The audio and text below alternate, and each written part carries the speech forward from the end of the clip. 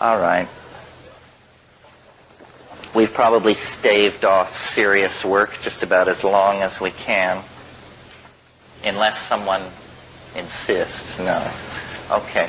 Well, today's thing is sort of a return to a more orthodox educational kind of mode, hopefully not to such a degree that it's boring.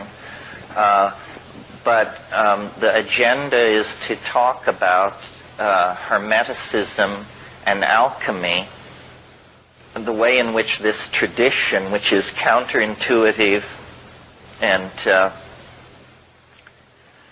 heterodox, if not heretical from the point of view of Christianity, and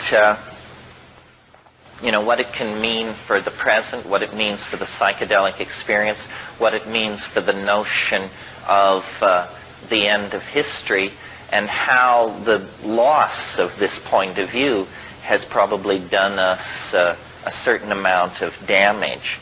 The great tension in the Middle Ages was between the late Middle Ages, was between the magical schema, the magical view of human beings, and the Christian view.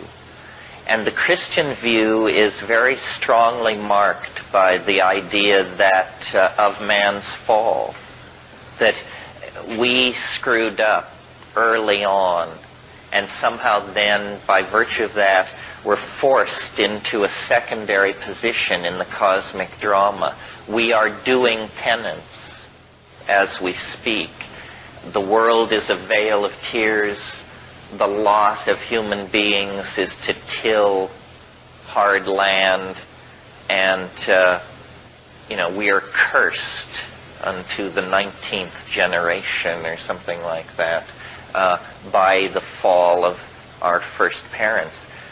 And we can be redeemed. This is, I'm giving you the Christian rap. We can be redeemed through Christ, but we don't deserve it.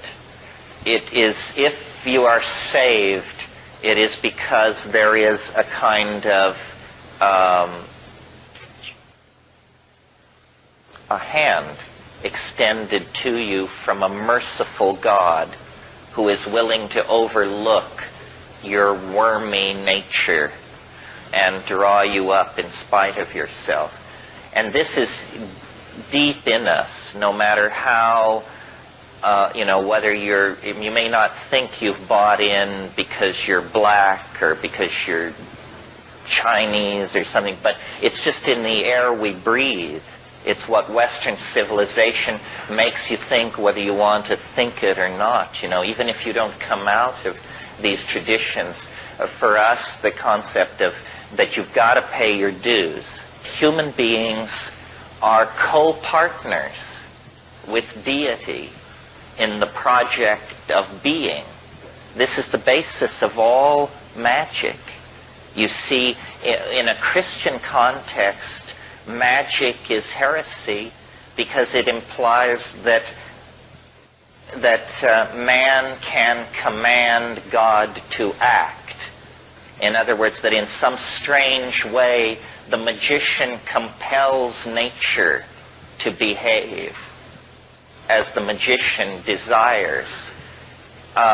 In Hermeticism, it isn't so much put in terms of compel, but the idea is that humanity, human beings, men and women of great spiritual accomplishment are co-partners in the project of being, and that God, as it were, stepped off the stage of creation with it only 90% completed, and the rest is left in the hands of his brother. The Hermetica actually refers to humanity as the brother of God. So it's a completely different attitude toward being human. It's an empowering attitude. With power comes the potential to abuse power, because you're no longer a worm, You remember that image in Jonathan Edwards' sermon, Sinners in the Hands of an Angry God, where he says you're like a worm suspended over an abyss, held there only by the love of a merciful God, implying that if he weren't a merciful God, he'd just let go of your thread and you'd go down the tubes. In the Hermetic magical view, human beings are not tainted by original sin. And no ideology is without the potential of abuse. The Hermetic attitude in the Renaissance was summed up in a single aphorism by the great Renaissance Platonist Marcello Ficino. And what he said was, and I have to, there's no sexism in all of this. You just have to realize these guys were primitive types and they hadn't confronted the political issues we've confronted. So when they say man, they mean humanity. The Renaissance magical attitude is summed up in Ficino's aphorism, man is the measure of all things. And this is a double-edged sword. Because in a single affirmation, you cast off the guilt trip. You cast off the view of ourselves as a flawed creature.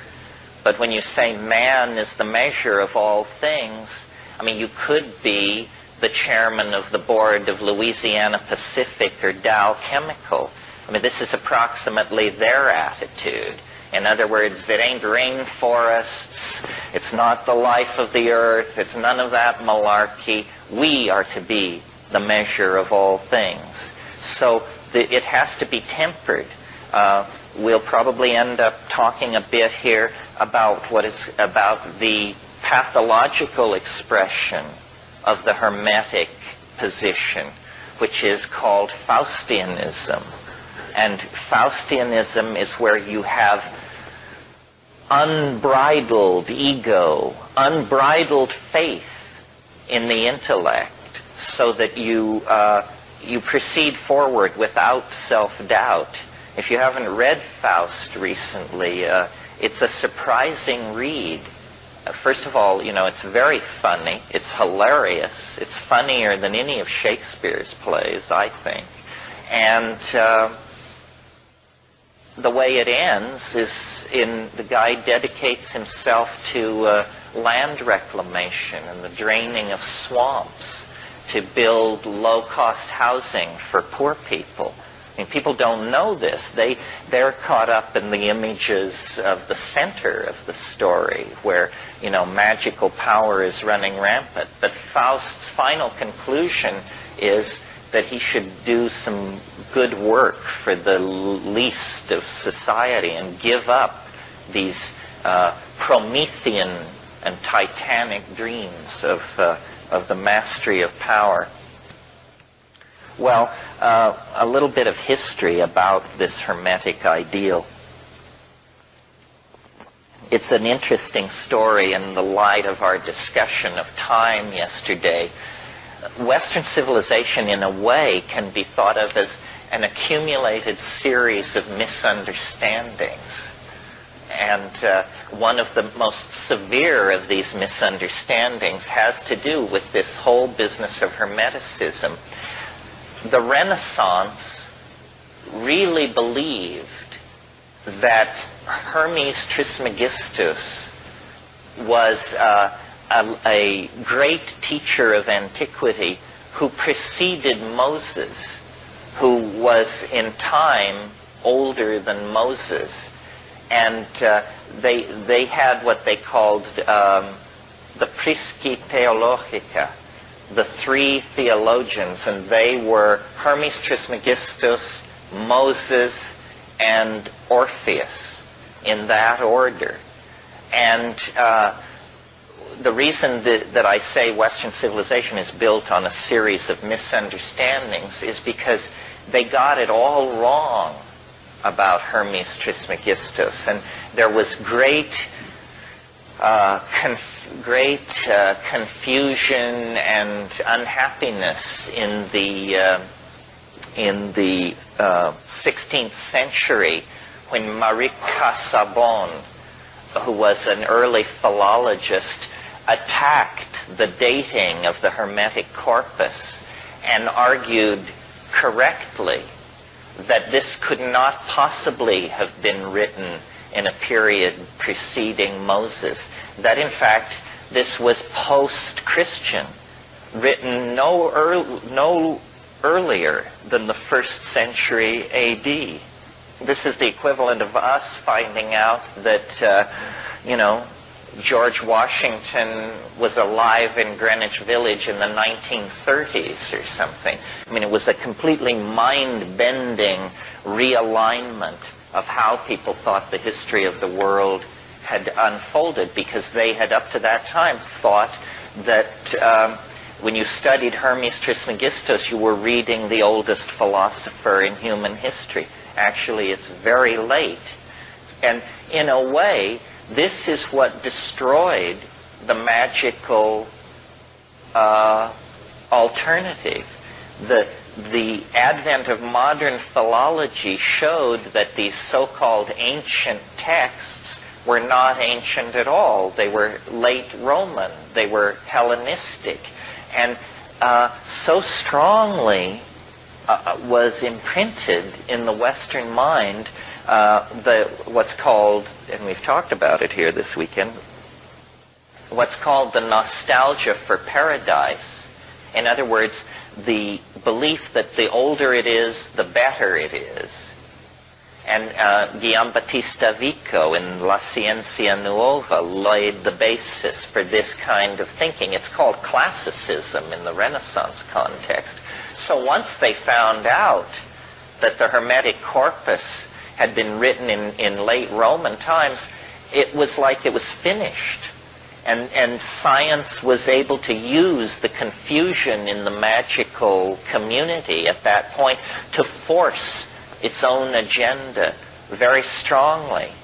And there have been numerous episodes of misplaced dating like this that have contributed to the confusion around the history of magic. For example, and I hope this doesn't bring somebody rising out of their chair in an air-clawing rave, but Rosicrucianism rests on a whole bunch of phony dates, because they want to tell you that somebody named Christian Rosencrantz wrote a book called The Chemical Wedding and sealed it up in a time capsule in the 12th century, and that it was then dug up in the 16th,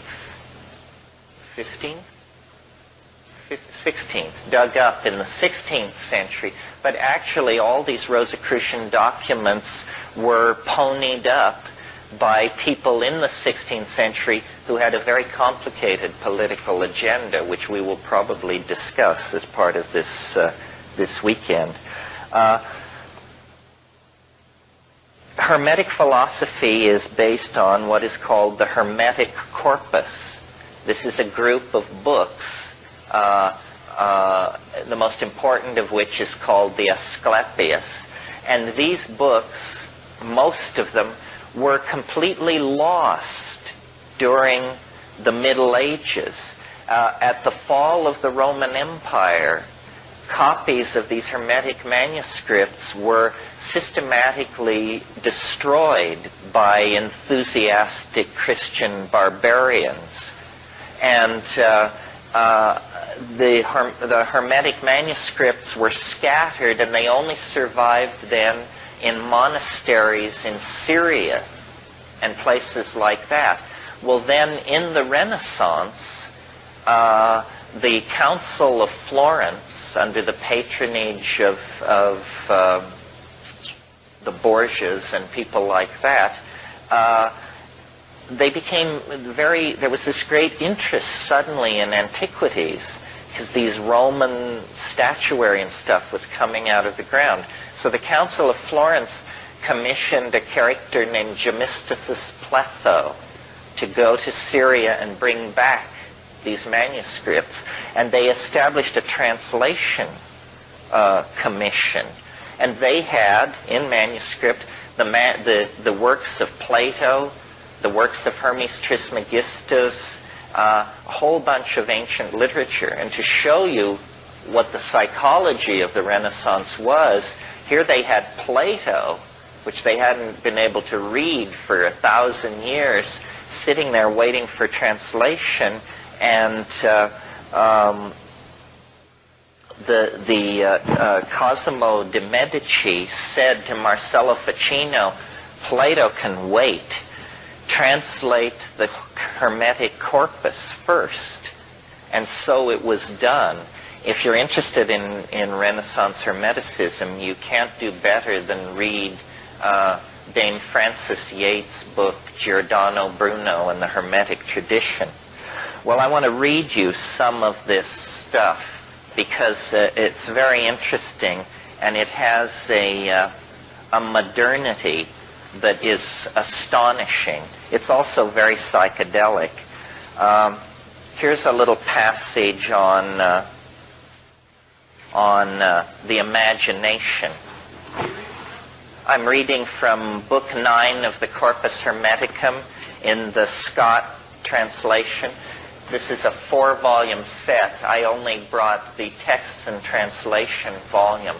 But if you read Greek, it's all here. If you don't, it's all here in English. But this will just give you a feeling for the approach.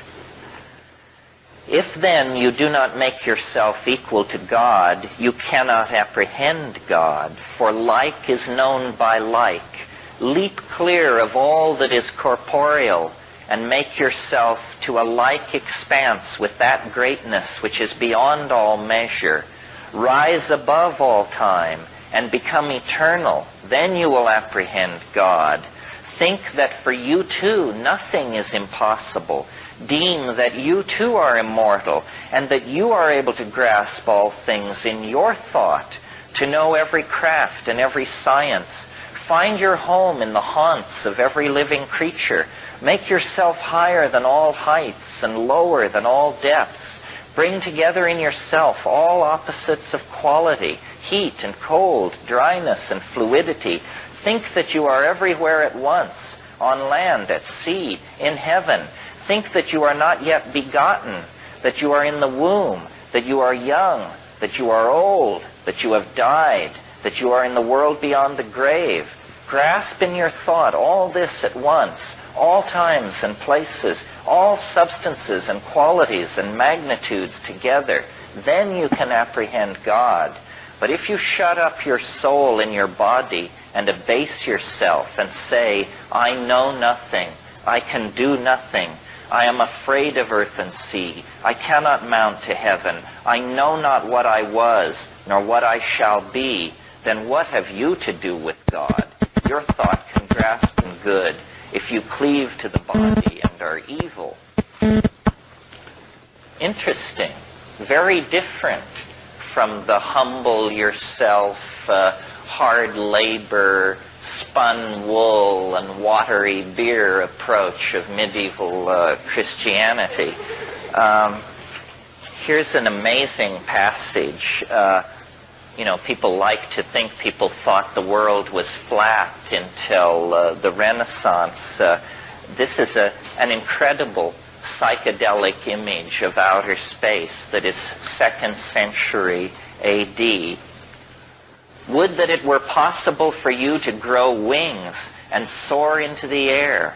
Poised between earth and heaven, you might see the solid earth, the fluid sea and the streaming rivers, the wandering air, the penetrating fire, the courses of the stars, and the swiftness of the movement with which heaven encompasses all. What happiness were that, my son, to see all these borne along with one impulse, and to behold him who is unmoved, moving in all that moves, and him who is hidden, made manifest through his works. And it goes on and on. It's very readable, It's very literary. It's highly poetic.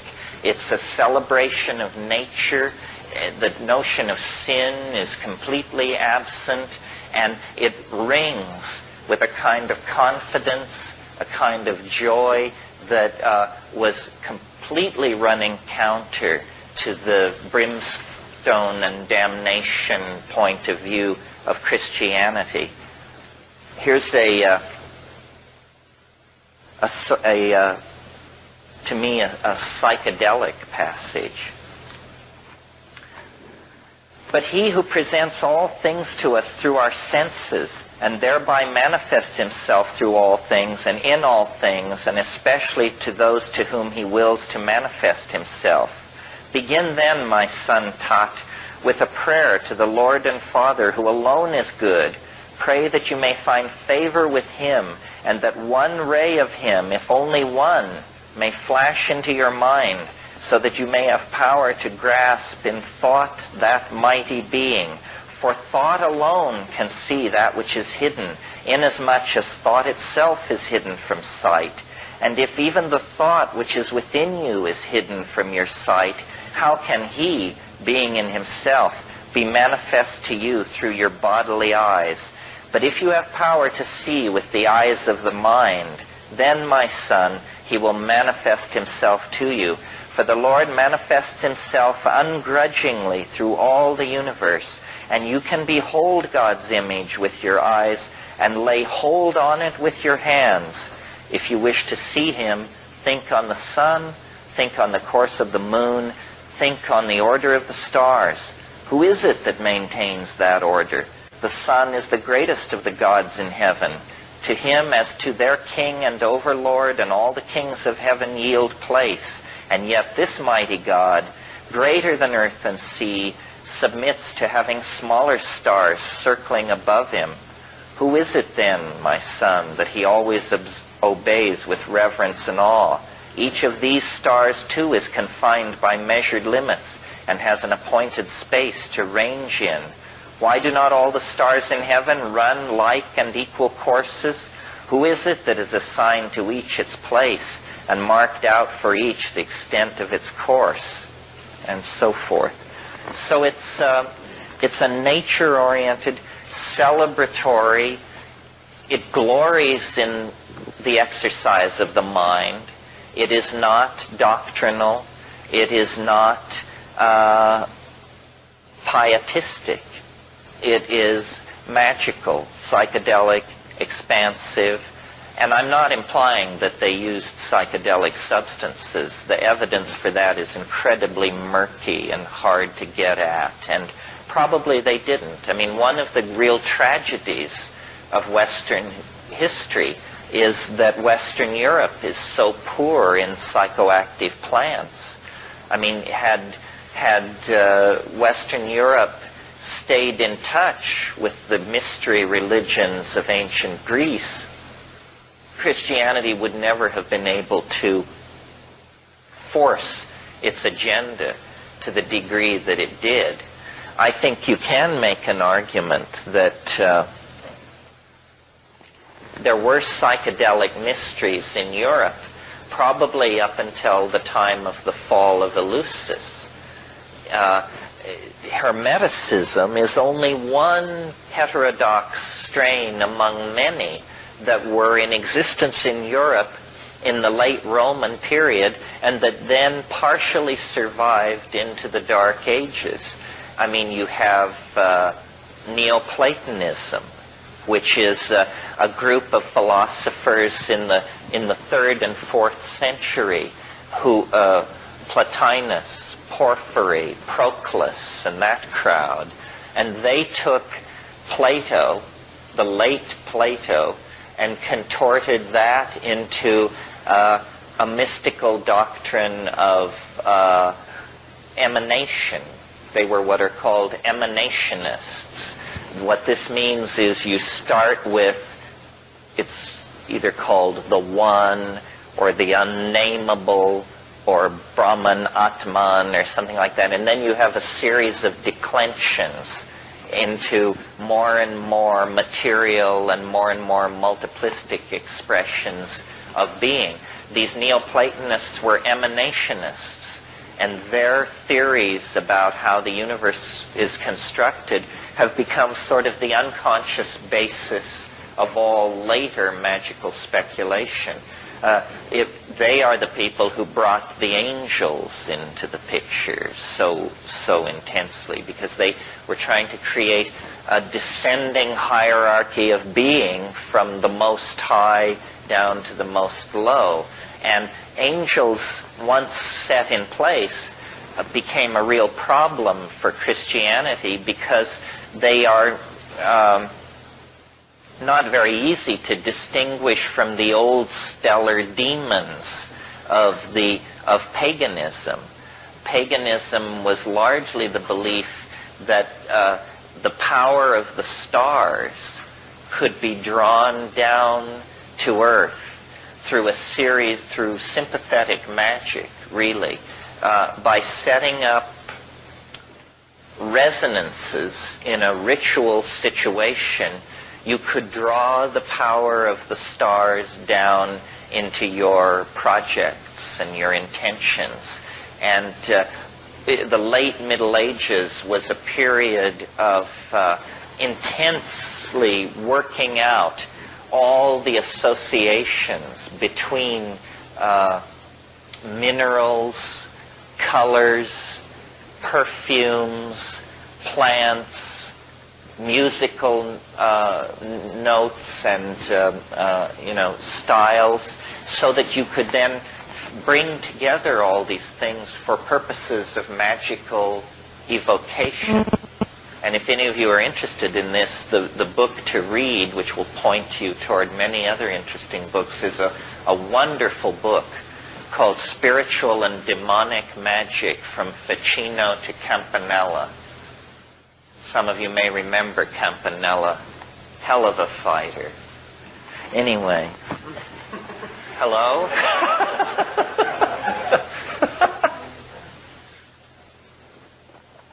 And in the Renaissance, over a period of about 3 generations, this became a real problem, because what starts out as angel magic ends up as out-and-out demonic conjuration.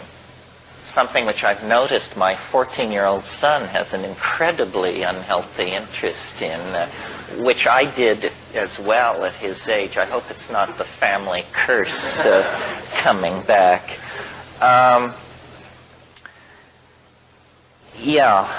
So I mentioned the dating error. It was Lactantius, who was one of the fathers of the early church, one of the patristic writers. That's that generation of theologians that followed Christ, who canonized the Christian religion. And he placed Hermes Trismegistus as older than Moses, older than Pythagoras, older than Plato. And then it wasn't until Marie Casaubon corrected that problem. See, we forget how the really transformative breakthrough that was represented for Western Europe by the recovery of all of this ancient literature. It had been completely lost. And also a misimpression that probably needs correcting is, I think most people who are not schooled in Western history think that the further back in time, the more quote-unquote superstitious people were. This isn't actually the case. It isn't a case of the further back in time you go, the more belief in demons, magical conjuration, and stuff like that you get. The 10th, 11th, and 12th centuries in Europe were periods of remarkable piety and intellectual cohesion. Of course, it was also some kind of a fascist nightmare. That's how they achieved it. They had stamped out paganism. They had pushed heresy and heterodox thinking to the very distant frontiers of the empire, of the Holy Roman Empire.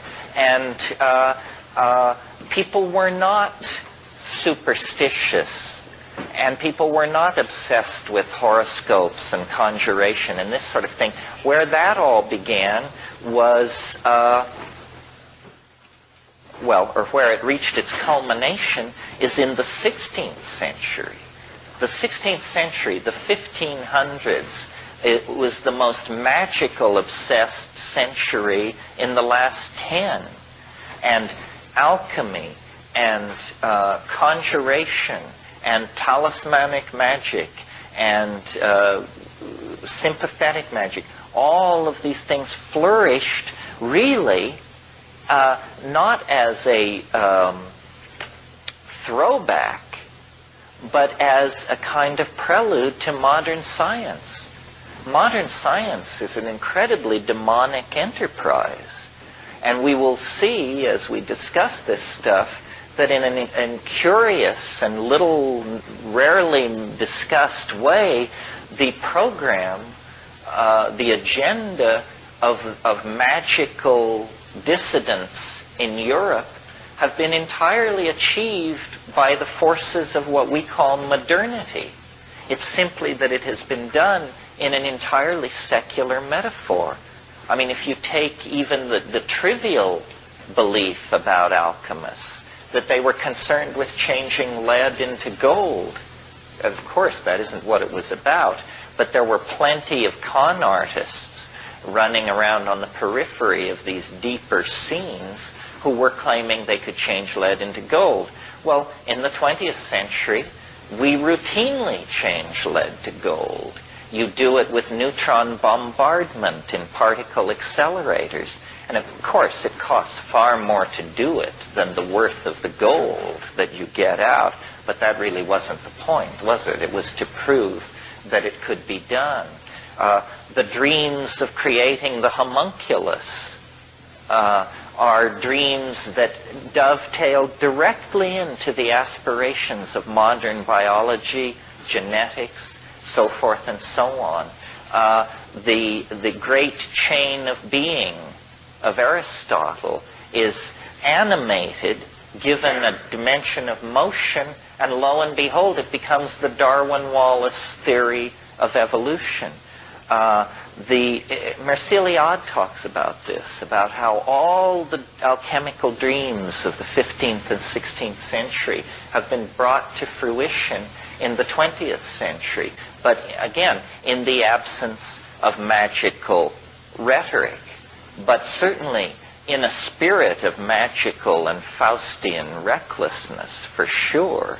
I mean, this is scientists, they claim such a devotion to truth that decency must never stand in the way, because they serve a higher God than human values. They serve the golem of the truth in some weird way that makes the truth okay, even if it kills you. I studied philosophy from Paul Feyerabend, and he used to say at the beginning of his Epistemology 101 course, I will teach you to recognize the truth, and I will teach you to ask the question, what's so great about it? So now you've got the truth, so what's so great about it? It was 1460 when these manuscripts were brought to Florence. Those of you with photographic memories can see the time wave signature as it turns over and heads through the floor.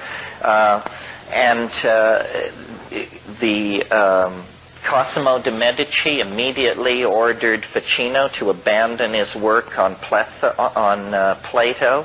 and the Pymander, which was one of these books, it was the only one which existed in Europe, even in partial form during the Dark Ages. Cosimo died in 1464, but the translation project went forward, and just so you understand, the developmental process in Western magic goes back to this Florentine translation project. And from there, people who were well-placed got a hold of this stuff. The most important person probably being a person, certainly an unsung hero in the development of Western thought, Trithemius, Bishop of Sponheim. And Trithemius wrote a book. It was really a manuscript. It was never printed as a book in his lifetime, but later, called the Stenographica. And in it, he put forth many of these magical doctrines and also encryption methods for code making and breaking so that this stuff could be circulated under the eyes of the clergy without causing a problem. And then the development of Western magic splits into two strains. The Bruno strain, Giordano Bruno. I understand he's running for President of the United States this year. Giordano Bruno and his school, he was a Franciscan monk who ended up being burned at the stake.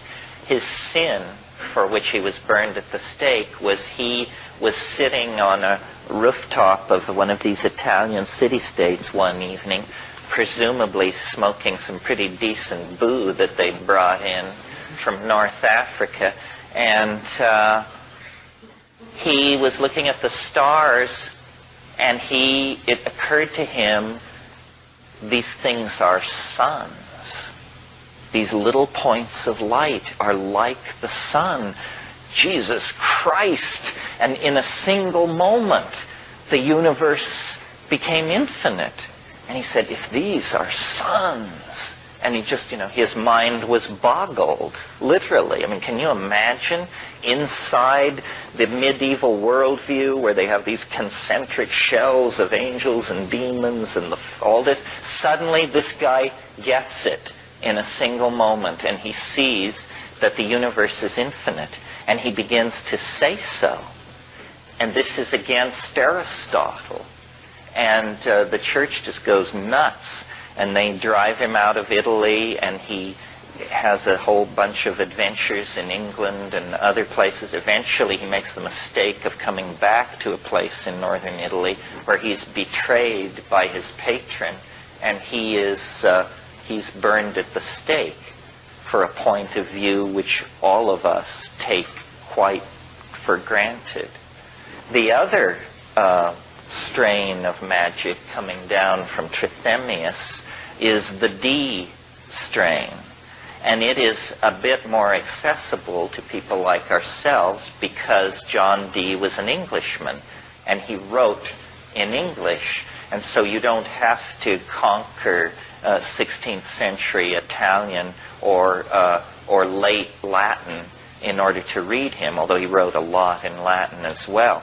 Dee is a very interesting character, worth spending some time on, because Dee is the last person to be able to unify into one worldview science and mathematics and magic and astrology all together. So he is the greatest magician of his age and the greatest scientist of his age. He designed the navigation instruments that Sir Francis Drake used to go around the Cape Horn and sail up the coast of California. He was an intelligence operative serving Queen Elizabeth on the European continent. He could cast the best horoscope in Europe, and that was his entree into these various royal families of these various capital cities of Europe. And then he was, making maps of battlements and of the deployment of wharf facilities and shipbuilding capacity and stuff like that, and sending it all back to Elizabeth in these codes that he had learned from Trithemius, not personally, but from the Stenographica. And D, a very strange incident happened, which was on a cold day in April at his house in Mortlake, which is on the outskirts of London. Now it's completely surrounded by modern London. I should say he had the largest library in England. He had 6,000 books. Sir Philip Sidney and the Queen would occasionally call upon him to shoot the bull. And he was a very learned man. So one day in April of 1582, he's working at his desk at his room in Mortlake, and he goes outside. There's some disturbance in the garden, and he goes outside. And his story, and we have only his story, is that an angel descended in a ball of light and gave him an object which is to this day on exhibit in the British Museum. If you ever have a chance, it's worth hunting it down. It's in the Renaissance Hall, and it's a piece of black polished obsidian, roughly about this big and about that thick and very highly polished. He called it the Shew Stone, S-H-E-W. And what the deal was you could look into the Shew Stone if you had the right talent, and it was a magical theater. There were gods and demons and female spirits and all kinds of things swirling around this thing. Well, for the next many years, the Shew Stone was the major guiding force on Dee's life. And a guy came to him named Edward Kelly. And Edward Kelly, legend has it that he had no ears, which in England at that time meant that you had committed some infraction in the province and they had removed your ears. It was the mark of a con artist. So you couldn't fool anybody else. They took your ears off. So then if you met somebody with no ears and a big scheme, you knew to keep your wallet in your pocket. So this guy Kelly had an immense facility with this Shew Stone. I mean, he could just sit down with it, and it is one of the most puzzling and undiscussed episodes in the evolution of Western thought.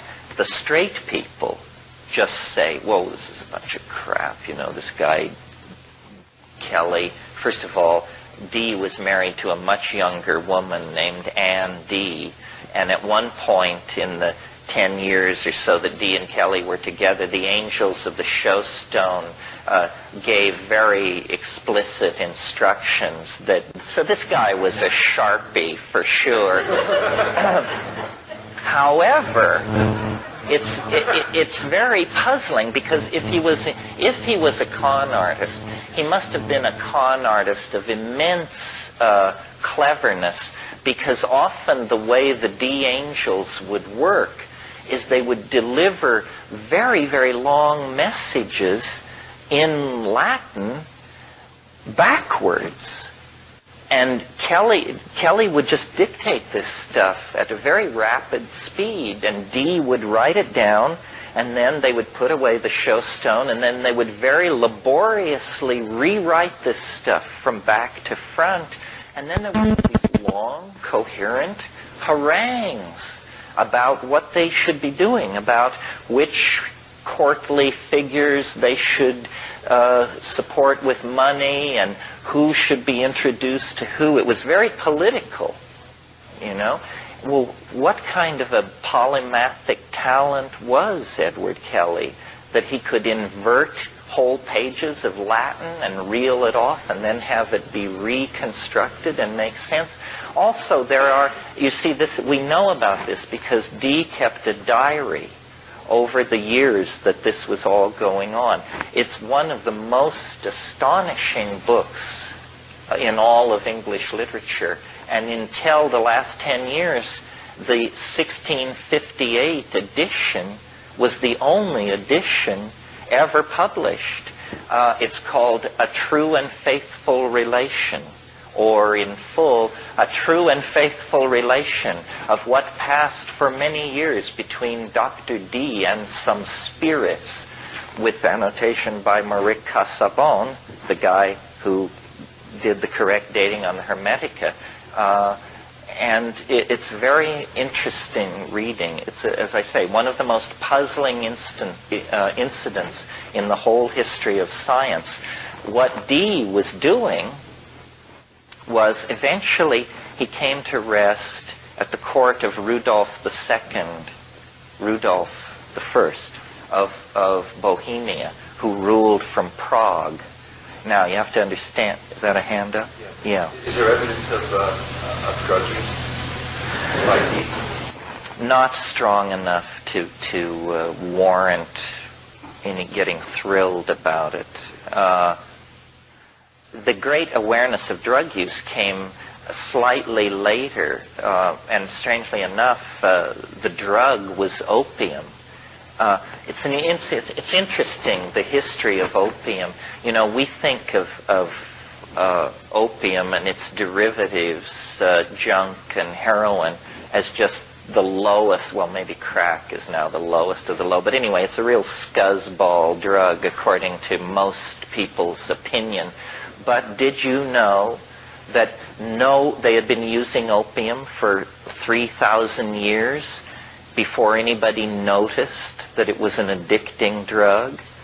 It was not ever noted that opium was addicting until 1611, when John Playfair, a very famous English physician, wrote a book in which he commented on opium and said, once one has begun the habit of opium, it must be maintained unto death. So in the 30 years after Dee, there was a great Hermeticist and alchemical thinker named Paracelsus who arose on the European continent. Paracelsus is an interesting guy. He's essentially the inventor of drugs because he was the first person to extract herbs and to get this notion of the essence, that if you have a medicinal plant, then there's something in there which you want to get out and concentrate. He called his school of alchemy iatrochemistry, the doctor's chemistry. And he invented pills of the ordinary sort. And he said, I have made a great discovery. The center of my alchemical opus rests with the magic of laudanum, which was, of course, gum opium. There was a craze in the late 15th century among alchemists for opium. The alchemist von Helmut, he signed some of his alchemical tracts Dr. Opiatus. He was the first croaker.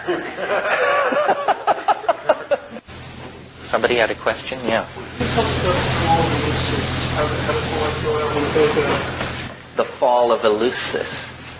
Well, as you all probably know, Eleusis was a cult site near Athens on a plain. There's now a big lumber yard there, the last time I was there. But anyway, it was this plain, a very fertile plain outside of ancient Athens, and they celebrated the greatest of the Greek mysteries there. They celebrated, it was a biennial, a twice yearly festival. In the spring, they would celebrate the lesser mystery. And this seemed to be a fairly local get-together of some sort, and probably a planting festival. But every September, for 2,000 years, people from all over the Greco-Roman world would come for the festival at Eleusis. And the rule was, first of all, it was open to everyone. Men, women, free man, slave. Everyone could attend. The rule was you could only attend once in your life. And so you had one shot at whatever this thing was, and you were sworn to silence. And literally everyone who was anyone went to Eleusis to experience the mysteries. I mean, Herodotus, Thucydides, Plato, Aeschylus, Euripides, everybody. People would make journeys of thousands of miles. It was the wellspring of Greek spirituality. The problem is we don't know with certainty what the excitement was all about. I mean, we know that there was an inner cult area called the Telesterion, and that that something was drunk and that something was seen. And in the 19th century, they just went nuts on this subject. I talk about it in my book. And they finally, all these constipated Victorian classicists decided that the mystery of Eleusis must be a representation of the female genitals, illuminated at the height of this ceremony by a laser light show of some sort. And so, it was just absurd. I mean, it was a complete distillation of the Victorian mind being projected. I mean, you'd like to believe that the roots of Western civilization are deeper than a peep show, but hey, who knows? There was a very interesting incident it's called the Scandal of 415, which is that in 415 BC, a wealthy Athenian noble named Alcibiades was busted for the charge was possessing the Eleusinian mystery and distributing it to guests at dinner. Well, this seems to make it fairly clear that this was not a clay representation of anybody's genitals. This was some kind of a dope of some sort. So then the scholars whip out their knives, and all kinds of theories have been brought forward. Some of you may know the scholar Robert Graves discusses this in The White Goddess. And his theory, which I think deserves to be more looked at than it has, his theory was that these recipes, people drank something from a special cup called a kakekion, and recipes supposedly exist for what they drank. And it's honey, barley, something else, and always water. And Graves argued that that water is not something that you list as an ingredient of something you drink. Obviously, it has water in it. So he said the inclusion of water in this list is in order that there can be an ogum. Do you know what an ogum is? You will when I tell you, because you've all seen them. An ogum is when you make a list of things in such a way that the first letters spell out a word. You grok that? So the idea was that in Demotic Greek, the words for barley, honey, water, and this fourth ingredient that I can't remember, those four words can be arranged to spell out the word miko, which means mushroom. So Robert Graves was convinced that a psilocybin mushroom lay behind the Eleusinian mysteries. This is a pretty good, this is not entirely unreasonable. Now, a few years ago, there was a book written by the great mushroom enthusiast and discoverer Gordon Wasson, and the chemist who discovered LSD, Albert Hofmann, and the classicist Ruck. the three of them, and Jonathan Ott, I think, was also in there, wrote a book called Persephone's Quest. Not Persephone's Quest, that's a different book. The Road to Eleusis. Good, watch me. The Road to Eleusis. And they put forth there a new theory, which was that on the plain of Eleusis they grew barley. And these people thought that there may have been a special strain of claviceps. Do you all know what claviceps is? Do you all know what ergot is? Ergot is a smut. A smut is a disgusting disease, a fungal disease of grain. Have you ever been in a cornfield and seen an ear of corn that looks like it's covered with some black, slimy, horrible stuff that's flowing out of it and all over it? It's absolutely disgusting.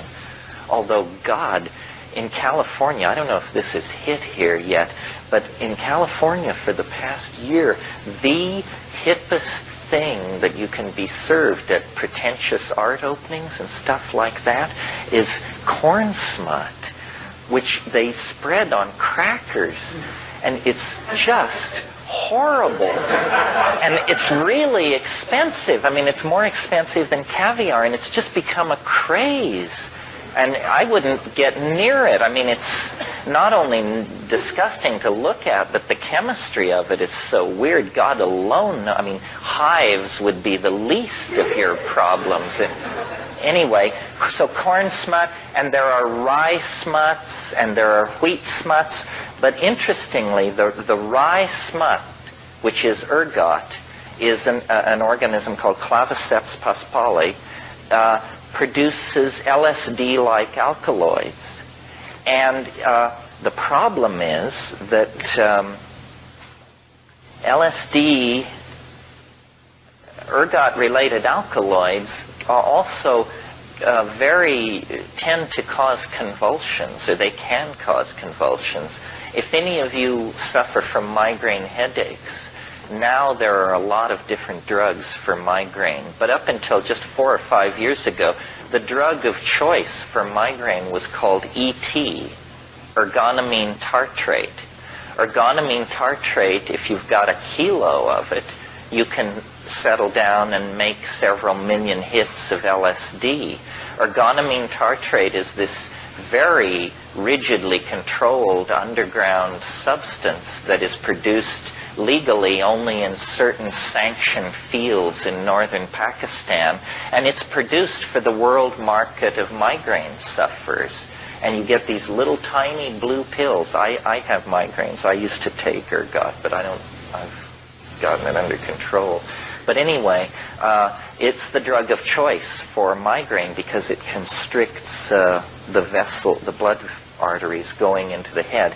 Anyway, Wasson and Hoffman argued that what they were doing at Eleusis is that they were brewing an ergot beer. They were deliberately gathering barley that was infected with claviceps, and they were brewing an intoxicating beer. And people were having a hallucinogenic experience. Well, now this is a great area for the able-bodied among us to do research, because it should be possible to collect claviceps, and maybe even to go to Eleusis and collect claviceps there and culture it out and see if you could make an ergot beer that would actually get you hallucinogenically stoned. I'm not sure what's going on. Ergot is a dangerous substance. I remember an anecdote once. Many years ago, I knew these people who occasionally dealt illegal substances, and one day they were moving some ET to somebody, and they asked this guy there if he would take this ounce of ET and deliver it to this certain address. And when they gave it to him, they said, "Now, this is ET, so just leave it alone." And he got out in the car and he opened up the baggie and it was this white powder, and he said, these people can't fool me. So he honked up a little of it, and then he went on his appointed rounds, and the guy who was supposed to have the stuff delivered, he was sitting in his house and he heard this commotion on his front porch and opened the door to find this guy flopping around with his legs and feet in the air, having convulsive seizures because of the ET he'd snorted up. It's just one more story about the dangers of white powder drugs, folks. Anyway, it's important for the argument because I don't see how they could have been serving several thousand people ergotized beer every September for 2,000 years and not had the Eleusinian mysteries get a certain reputation for risk, that people would have convulsions and conceivably even die of heart attacks. I mean, how could they get that many people loaded year in and year out and not get a bad rap on it? And then I talked to Albert Hoffman about this, and he didn't seem to feel that it was such a problem. He said that what you could do is float hot oil on the surface of this beer, and you could draw off the convulsive alkaloids would have an affinity for the hot oil, and then you could just skim this oil off and discard it, and you would leave the hallucinogenic material in the beer. Well, I haven't tried this. Like I say, it's for the able-bodied. But in any case, this was the last outpost in the West of psychedelic mystery. And eventually, those enthusiastic Christian barbarians appeared on the scene. In this case, it was Alaric the Visigoth, a great guy to take to an art museum. And, they smashed it all to pieces. Alaric the Visigoth was kick-ass. People don't realize that these barbarian invasions of the late Roman Empire, the Vandals took over a huge swath of North Africa. They didn't just stop at the bottom of the boot of Italy or on the Peloponnesian Peninsula. These guys just kept rolling. And huge parts of Africa were under the control of Visigoths and Vandals. North Africa, Carthaginian coast of the Mediterranean. And that was the end of the Eleusinian mysteries. But it shows how late this mystical psychedelic impulse persisted in Western civilization. See, the thing that gave the Greeks their genius was that it was a mingling of a northern mentality coming out of Thracia and places like that, meeting a very old, mystical, feminist culture that had its roots 10,000 years deep in Saharan Africa via Egypt and Çatalhöyük in Turkey. Because it was said, even in classical times, what is celebrated in secret at Eleusis is celebrated publicly at Knossos in Mycenae. You see, in Minoan Crete, you see, Minoan civilization was an archaic civilization. It preserved the goddess worship, the opium use, all of these archaic styles were preserved in Minoan Crete for millennia after the rule on the coast of Asia Minor was kingship, bronze-tipped spears, city building, and that whole sweat socks mentality that built up there.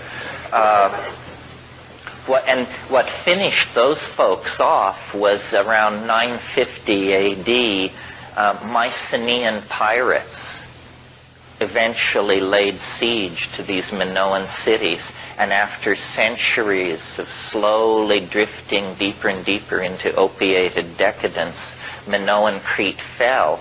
But all of the mysteries and the mysticism and the orgiastic rites and all of these archaic forms were then imported into Greece as mystery religions, as cult practices. One of the puzzles of Minoan religion is that they worshipped these things, or they had a religious relationship to these things called aniconic pillars, they're called. What they are mushrooms, as far as I can tell. They built shrines, they worshipped columns, but these columns were slightly flared on the top. If any of you are interested in it, well, something that should be said, see, we have a distorted view of how culture developed and what classicism really meant, because for the past, throughout the 18th and 19th century, European scholarship spent a huge amount of time distorting and erasing the debt of Greek civilization to Africa. They basically screwed with the record, because they just couldn't bring themselves to believe that all this wonderful architecture and proportion and mathematics, that it was little brown people who were responsible for this. And if you're interested in this book, there's a book by Burnell called Black Athena that is a really radical book. Have any of you read it? It had it was very controversial a couple of years ago. Great book. Yeah. Black Athena by Burnell. And it shows how Western culture misrepresented the debt of classicism to Africa. I mean, they could tolerate the idea of Egypt as long as you always made sure, that these people were white as the driven snow. Well, it's a bunch of malarkey. I mean, it was a thoroughgoing black culture, and everything was derivative of it right up until, I don't know, the Byzantine Empire or something. I mean, Plato freely acknowledged his debt to this stuff. It was just that it was unswallowable to late European culture. Yeah. Oh yeah, they did a cover thing on it. I didn't read it. Time a few months ago. Yeah, what was it called? Our African Roots or something. Yeah.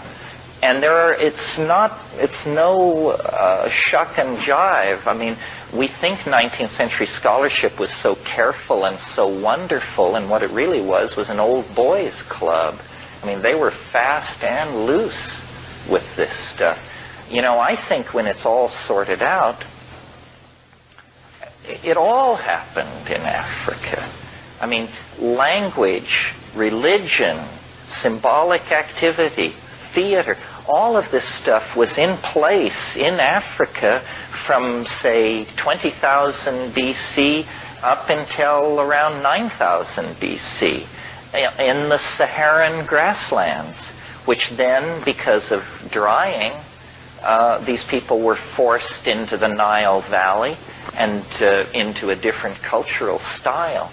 But the African cradle of civilization, I don't even regard that as a theory. Anybody who doesn't believe that is going to have to do some fast talking. And, there's been this recent effort to say that the Australian Aborigines broke off very, very early. But, it's pretty specious, I think.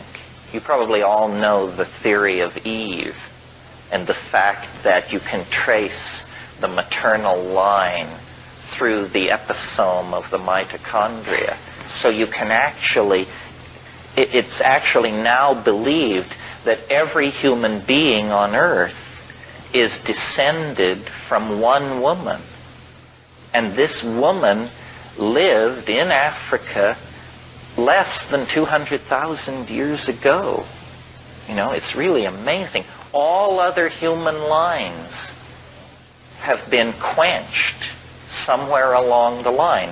Her progeny were phenomenally successful, and This is, I would say now, the strongest theory about this now is the Eve theory. When it was first propounded, it was thought to be screwball, but that's because the physical anthropologists didn't really understand how the molecular geneticists achieved this conclusion. Once it was explained to everybody, it's pretty clear, that we are all descended from one single female human being. Not that there weren't other human beings that she was embedded in as a society, but none of those lines of descent reach to the present.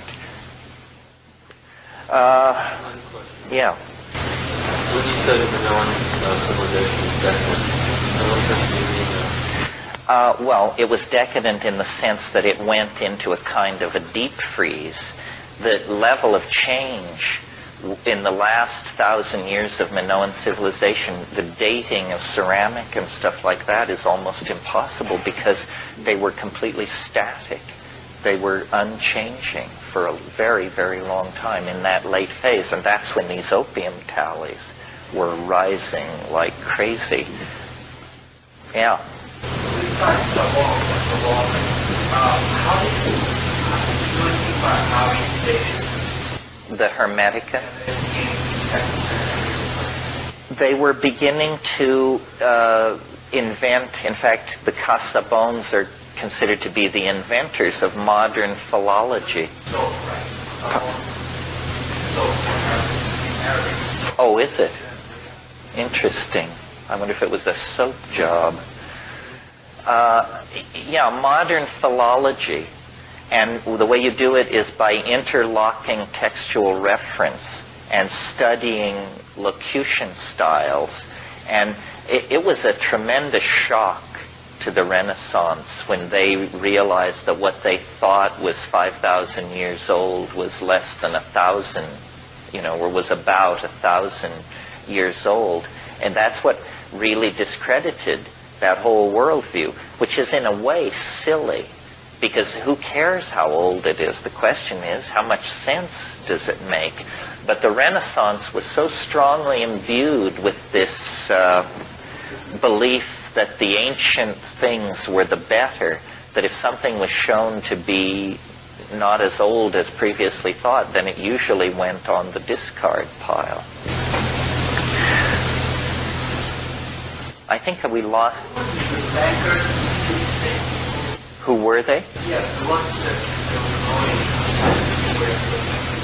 It was Cosimo de' Medici and that family and the Borgias. But this family, there were, I think, 11 popes who bore the name Borgia in a 100-year period. So these people were very, very well connected. They were very wealthy. They had disposable income, which was something new in the world. And they invented a whole bunch of things which God knows this city lives or dies by. I mean, like connoisseurship, patronage of the arts, and secular research projects. I mean, they were funding Da Vinci's work on catapults and flying machines at the same time that they were keeping all these painters paid and in mistresses and so forth. They were organizing archaeological digs. People couldn't believe this stuff. I mean, we have assimilated all this, but they had forgotten the classical world. And they lived, they lived in places like Rome and Naples and Venice, but they had never dug. And they'd just been quarrying the Colosseum and stuff like that. Well, then when they began bringing this stuff out of the ground, and then the Platonic corpus and all this, they just went ape for classicism. So ape that, now we're this year celebrating the 500th anniversary of Columbus's voyage, which in a sense can be seen as the cherry on the top of the Renaissance mental explosion. We are still living in a classical world. We still react against classicism. The buildings we live in, the clothing we wear, our notion of how gentlemen behave, our attitudes toward women largely, our attitudes towards private wealth, all of this is classicism. And it had been dead 1,200 years before these Italians latched onto it and dusted it off and set it up. And, the modernism, in its broadest context, whatever that means, is the first movement to come along to be able to in any way challenge classicism. The subsets of the art movements and literary movements that preceded modernism were simply aspects of classicism. Romanticism, mannerism, the Baroque, all of these are like facets of the classical object. It's only in modernism. And what modernism represents, in my humble opinion, is a kind of return to the archaic. Modernism deconstructs the clarity of the Western eye. If you have to date where modernism begins, it begins with Impressionism, which takes the clarity of the Western eye and begins to dissolve it, and the linear, the columns and lines, that's how narrative was until James Joyce and Henry James and people like that showed that narrative could be broken up. Modernism is a form of primitivism, strangely enough. The people who created modernism, people like Marcel Duchamp and Picasso and the Surrealists, they were tremendously influenced, in the case of Picasso, by African art, masks and sculpture, stuff that had never been seen in Paris in 1905 through 15. And everybody was tremendously excited by it. So modernism is part of this much larger phenomenon which I call the archaic revival. The discovery of the unconscious through Freud and Jung, the deconstruction of the image, first the image seen through Impressionism, and then the image imagined is deconstructed through Surrealism and Dada, and then finally, the concentration on the materials of art, which you get in abstract expressionism, where it is about paint. It's no longer about paint in the service of the visual pictorialism. And then all the postmodern stuff, which is, of course, just sort of running naked, screaming through the street kind of aesthetic. Yeah. No one ever knows the stories about very, very thousands of about what was happening in the media. Well, only this one instance I mentioned, the scandal of 415 and this guy Alcibiades, and he was fined. He was fined and given a warning.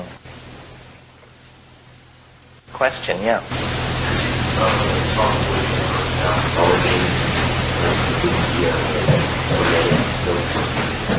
Yeah, the origin. Good question. See, what happened, it's very interesting. Some of you who are interested in Heidegger may know a wonderful essay by Hans Jonas called The Gnostic Temperament. And what he's saying in there is that the attitude, the psychology of the late Roman Empire, let's say Rome from AD 150 to 400 or so, was strikingly what we would call modern. That a profound kind of exhaustion entered into the Roman psychology in that late phase. They became, a good definition of decadence is it's sophistication without feeling, And it's Camille Pallia's definition, by the way. And the Roman Empire made the emperor a god. Well, imagine the cynicism that would pervade our society if you were under state order to light candles to George Bush. I mean, you know, we're free to think of the man as a jackass, and it's not heresy. I mean, it may be bad taste, but it isn't heresy. And the Roman Empire expanded so rapidly and took in so many different kinds of people. I mean, there were, you know, the Jews at the end of the Mediterranean. The Parthian Empire had been partially incorporated into the Roman Empire. Egyptian mystery religions and African folk religion, barbarian Celtic ideals were being imported in, and it became and the state religion, the religion of the emperor as God, was fairly tolerant. You had to burn a candle to Caesar, but you could also burn a candle to Astarte and Thoth and Hermes and all these other people. What got the Christians in trouble was they wouldn't give Caesar his due, even though it says to do this. You know, they kept claiming that they had some kind of political agenda. They kept expecting the return of a political figure. The Romans hated that because they saw it as a political force. Well, in that situation then, you see, you have to talk about early Christianity to get this stuff in context. People don't understand how shaped our knowledge of the origins of Christianity are, with good reason, because the religion wants you to believe that it's all very cut and dried. There are real mysteries surrounding the birth of Christianity. Let me just run through it a little bit. We all know, or most of us know, if you're not completely secular, the Christmas story. And it begins, and Caesar Augustus decreed that a census should be taken of all the world, and each was going to his village to register. Do you all know this story? And so this explains why a pregnant Galilean woman, 9 months pregnant, is 110 miles away from her home village in Jerusalem. We're told that they are obeying the dictates of Caesar Augustus to participate in this census of the empire. And we're told that Pontius Pilate was procurator of Judea at this time. There was no census ordered by Caesar Augustus. No record exists of this anywhere. And if this had happened, it would have been an enormous bureaucratic task involving hundreds of clerks and the coordination of data from all parts of the empire. It would have been a shtick of some sort. And there's nothing, only this reference in the story of Christ. Well, you know, weird. Okay, so then you move on. The assumption is that Christ was born in 6 BC under the Conjunctio Maximus of Jupiter and Saturn. That places, if you believe the Gospels, that he was killed at age 33. That means the crucifixion must have been in 27. Well, there is no reference to Christ outside the Gospels until AD 71. What was happening between 27 and 71? It's damn near 50 years. And the whole thing falls silent.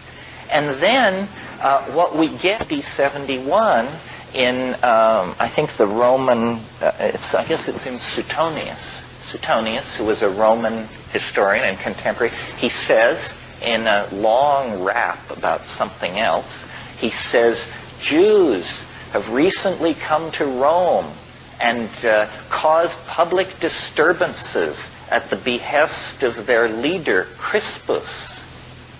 This is as close as we get. We don't even know if Crispus is Christ. We just accept that this must be so because Suetonius is telling us that Jews of a religious type have come to Rome and caused this agitation.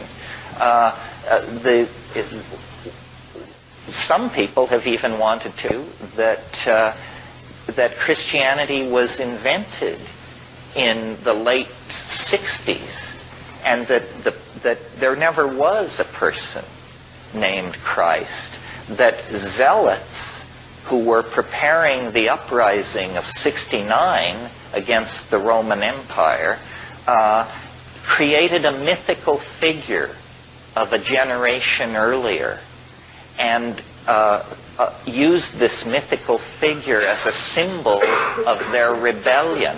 It would be sort of as if we were to get into Joe Hill. You all know who Joe Hill is? The engine of socialism is a-slippin' back. Come on, all you workers, shovel sand on the track. Joe Hill was a martyr to social reform in this country. I believe he was shot by a firing squad in Utah in 1913. Well, we could reach back to Joe Hill and make him the founder of our movement and say what a great guy he was and collect stories about his life, and we could use it to center ourselves and build a kind of social reform movement in the name of Joe Hill. Yeah. The sacred mushroom and the cross. He basically says something very much like this. I don't know about that. I just think it's very peculiar that we know so little about Christ when he had such a major role to play. I mean, take a guy like Mani. Mani, the founder of Manichaeism, who was born in, I think, around 320. God, we know everything about Mani. We have his tax returns. I kid you not. We have the guy's tax returns, and we know what he looked like. We know who his friends were. We know he had marital problems. A real person, you know. And yet his religion was stomped into oblivion. So there's something funny about all this. And of course, Christ is no ordinary person. Christ is the third person of the Trinity, God incarnate. This is a claim, this was an idea that had been around for a few hundred years. You all have heard of Dionysius, who most people tend to connect to Bacchus, the drunken late Roman god of wine. But the early Dionysius is a much, much weirder figure. The early Dionysius is an androgyne, always in the company of women, a god of ecstatic frenzy. And what the enemies of the Dionysian religion always claimed was, first of all, women were the major followers of Dionysius, and they would intoxicate themselves in some way and then holding hands dance through the countryside and rend their clothing and just carry on outrageously. And what the enemies of the Dionysian religion claimed was that they became so frenzied that these women, who were called Manaids, ate their own children. This was the lie spread about the Dionysian religion. Well, the story of the birth of Dionysius is very interesting, because his father was Zeus, the hidden higher all-father, analogous to God the Father in Christianity, but his mother was Semele. And in some versions, Semele is a mortal woman, the daughter of King Cadmus of Thebes, but in other versions, she's herself some kind of a goddess. Anyway, she was one of these many affairs that Zeus had. He was always impregnating women and bearing children. And in the 8th month of her pregnancy, she was struck by lightning and killed. And she was very dear to Zeus. And when he came upon her dead, he immediately performed a cesarean operation. And he cut open his thigh, and he put the child into his own thigh and laced up the wound, and the child was born out of the wound 6 weeks later. Now, this may be grotesque and peculiar, but notice that what we have here is something close to a virgin birth. It's born of the Father is what we have. And Dionysius was then called the twice-born God, because he was born once by caesarean section from his mother and born again 6 weeks later from the thigh of the Father. And it's thought that this Dionysian impulse in the hands of these mystical Jews became then the doctrine of the Immaculate Conception and the whole notion of an immaculately conceived child. Christ is a type of Dionysius.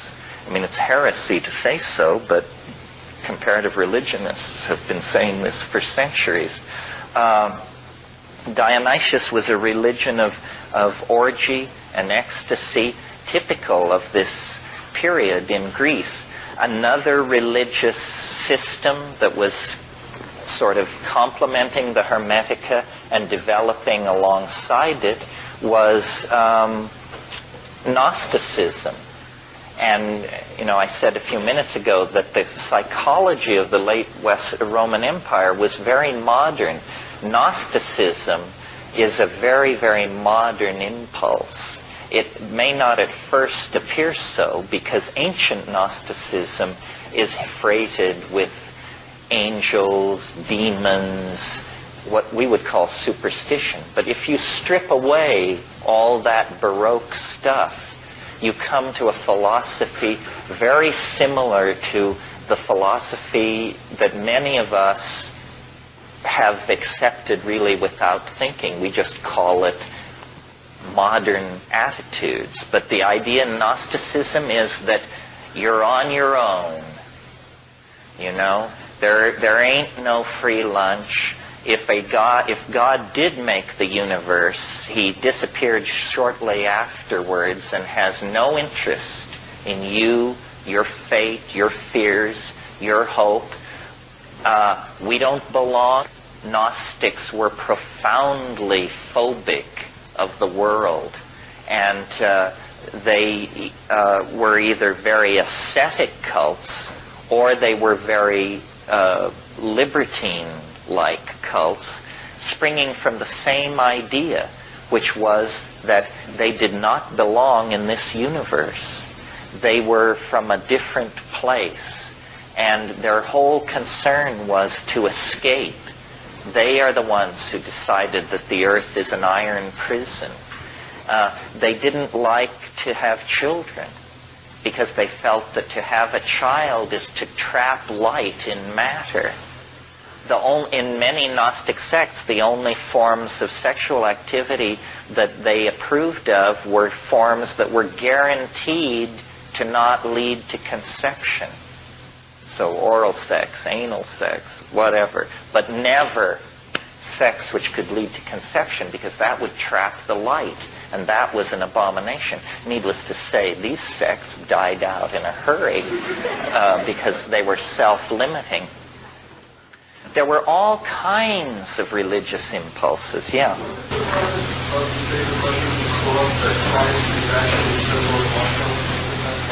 Yes, he said that these zealots were using Amanita muscaria as a sacrament, and that Christ was a symbol of the mushroom, so that they could refer to the mushroom without directly referring to it, so that only the believers would know. John Allegro's case is interesting, but not entirely persuasive. There needs to be more work in this area. There is something going on in the ancient Middle East about mushrooms. It's hard to reconstruct, first of all, because the climate itself has changed so much that there are no mushrooms. But the evidence is pretty strong and getting stronger that there was mushroom use. I reproduced in my book a picture of a mushroom object, and I was hoping I had another one here, but I guess I left it back at the apartment.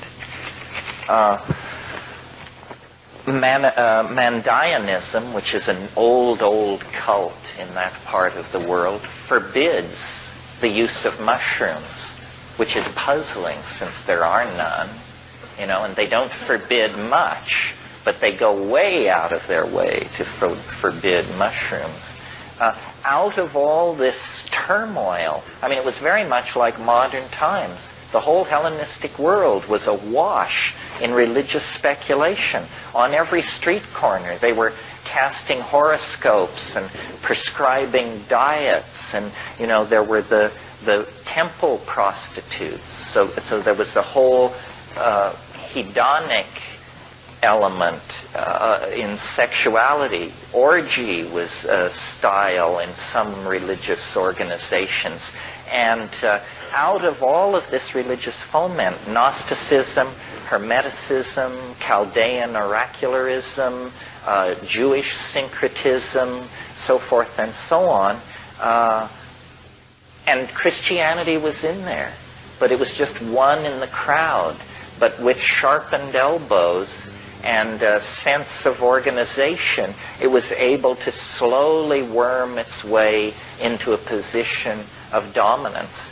The real Christians, whatever that means, probably were stamped out under the name of pagans. You see, what happened was the message of Christianity was that the end of the world was imminent. This is the other thing that they were into that has also reemerged in modern times, is the imminence of the end of the world. And so for about 180 years after Christ, or 150 years, everybody just was like so stoned out on this rap that no serious organization got done. And they just waited for the end of the world in little communities, practicing voluntary poverty and, doing their thing. And then it began to slowly dawn on people that it had been a long time since the Messiah's promise. And it was kind of stretching out a little. And so then certain mentalities in that situation said, this, return of the Messiah is all very well, but I think we should get some real estate under our control and begin a vigorous building program and maybe found some schools and stuff like that. So these religions began to turn away from their end of the world ecstatic millenarianism and to see themselves as organizing for the long haul. And it was in this atmosphere that the Hermetic books were produced and written down. The chief magical ritual of Hermeticism is the invocation, the ability to call stellar demons down into statues. And then these statues prophesy. And this is why Christianity it takes the Jewish aversion to idol worship and just raises it to a whole new level of intensity, because they were freaked out by this animating of statues with stellar demons thing that the Hermeticists were into. Yeah. When you say animating statues, what really happened? Well, this is a good question, when you're reading a 1,500-year-old account of a magical invocation, if we are to believe them, what happened was, by singing certain songs, burning certain incense, and performing these rituals at certain times that were astrologically correct, they could cause these things called decans, which are zodiacal demons of some sort. There are 3 decans to each zodiacal sign. See, modern astrology has completely, largely forgotten this. I mean, there are people who do decanic astrology, but you have to pay through the nose because, of course, this is a lost and dying art. But they would somehow be able to draw these decans down into the statue, and then they could extract knowledge from the statue. And this would lay the basis for these sympathetic magics, which were then later developed in the Renaissance. It's quite powerful, actually. This is why this book I recommended is so interesting, the one on Spiritual and Demonic Magic by Walker, because it shows you how by you living a certain life, these Renaissance princes were incredibly wealthy. So you have a suite of apartments which overlook, the Plaza San Marco in Venice, and certain colors are prescribed that the walls be painted. You only wear certain kinds of robes made of certain materials. You perform your magical invocations at certain times of day, burning certain incenses. And they were big on fresh air and light. It isn't the dark image of magic that we get of, the stirring cauldron and the bat-faced familiar and all that. No, it's all about open air, light, wind blowing through, flowing silk robes. They were angelic magicians, is what they were. And they were evoking these things through the use of sigils, which are magical symbols. And then there became stress on magical alphabets. Enochian is one of these magical alphabets, or languages, rather. John Dee, remember I mentioned the whole 10-year episode with the showstone. Well, one of the subjects which these entities that Dee and Kelly were dealing with returned to again and again and again were the Enochian, this language, which they said was the true language that Abraham used to communicate with the angels. And it has a special alphabet, an alien alphabet, and there's even been published an Enochian dictionary of some 4,000 or 5,000 words. There was a very bizarre, this is just a footnote, but a very bizarre episode in the mid-1950s. There was a woman who was a kind of clairvoyant, and she was in contact with flying saucers.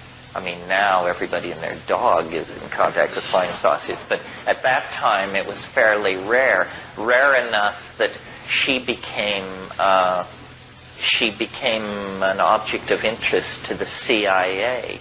And at one point she was in the CIA building in Langley, Virginia, and they were interviewing her, and she said, well, there's a flying saucer right outside the window. And these guys rushed to the window and looked, and there was some kind of thing in the sky, and she said, it's giving me a message for you, for this colonel. and the message was Affa, Affa, Affa, A-F-F-A. So he wrote this down. Well, then I didn't read this. I looked it up. I had a hunch.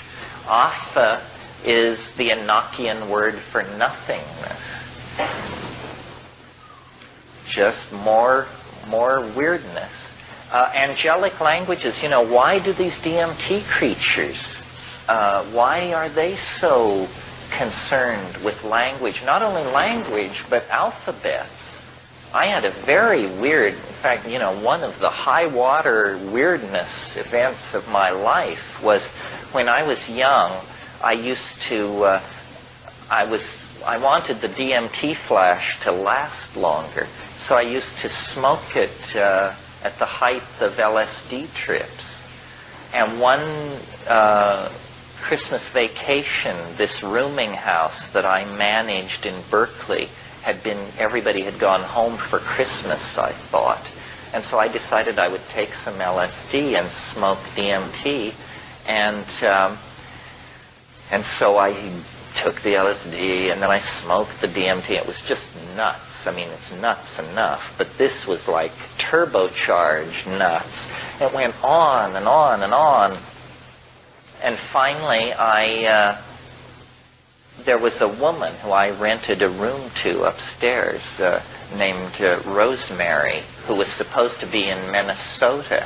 And she was an actress and very projective and did everything with great flair. And she apparently came back early from Christmas vacation. So she hit the front steps running of this house and used her key to let herself into the front door and came right around to my door and started beating on my door.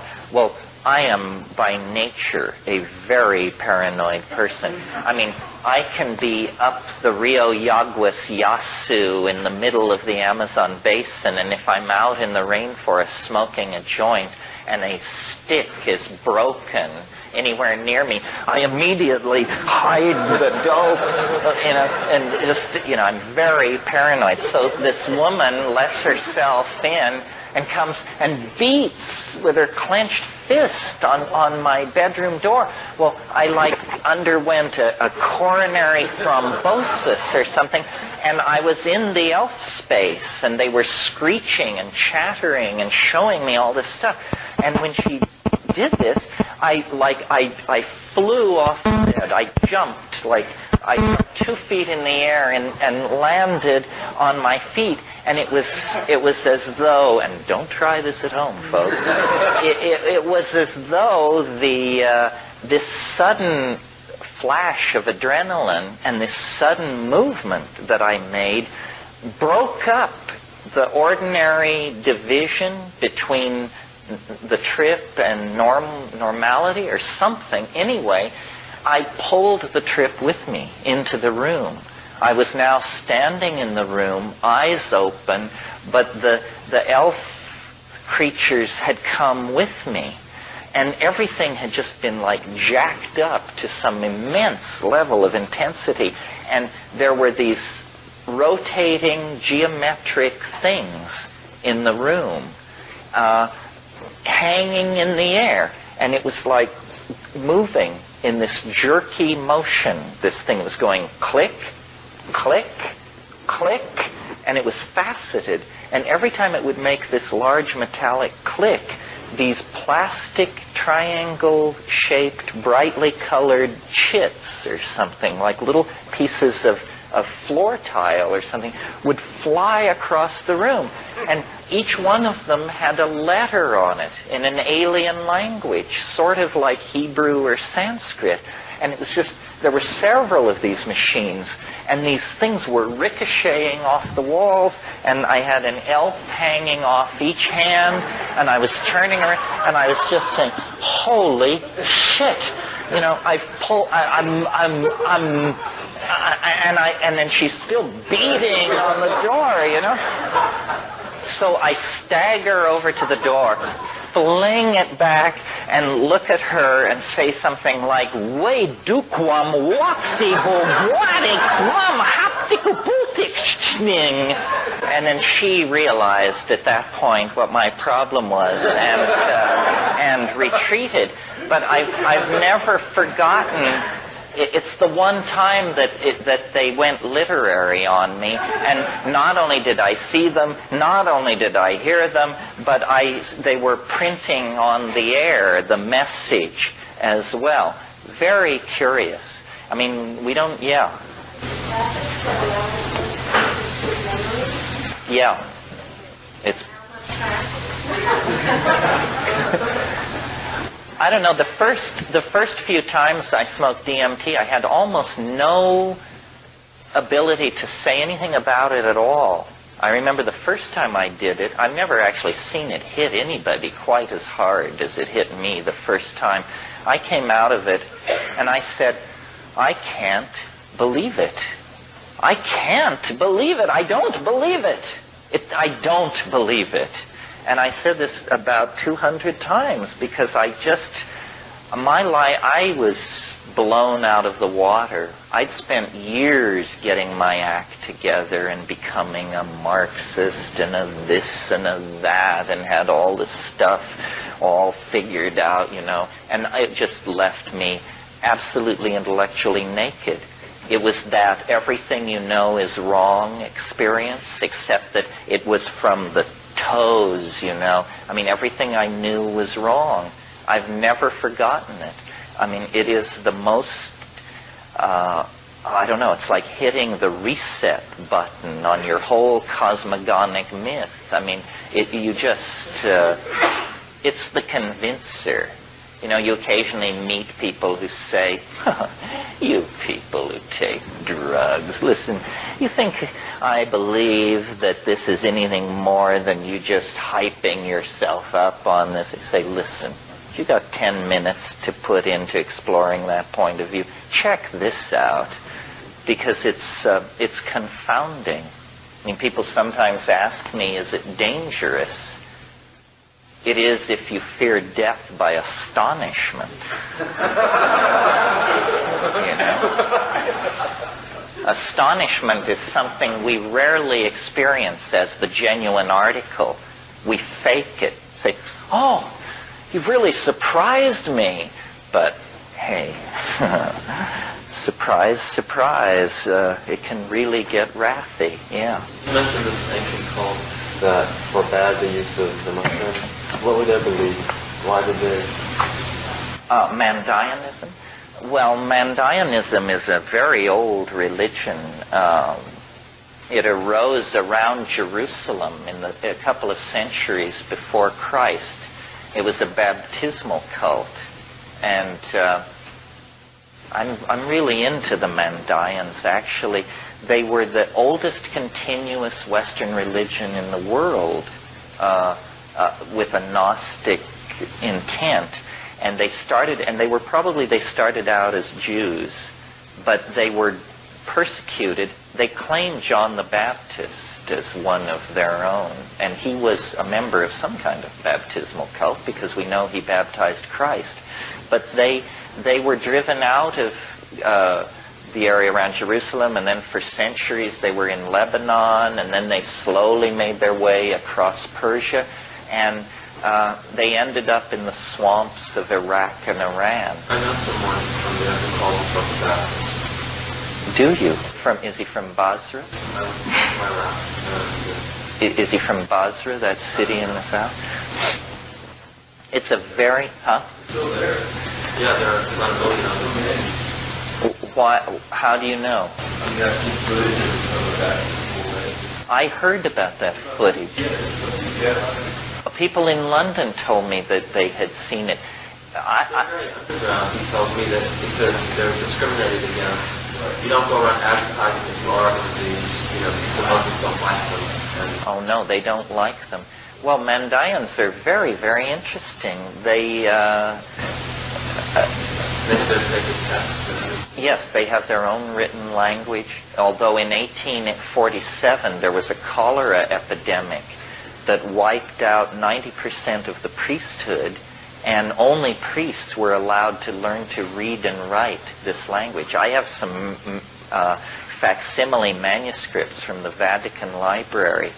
I sort of think that we all should become Mandaeans, that of all the religions I've ever looked at and studied, it seems to me the most psychedelic, the most sort of ethically correct.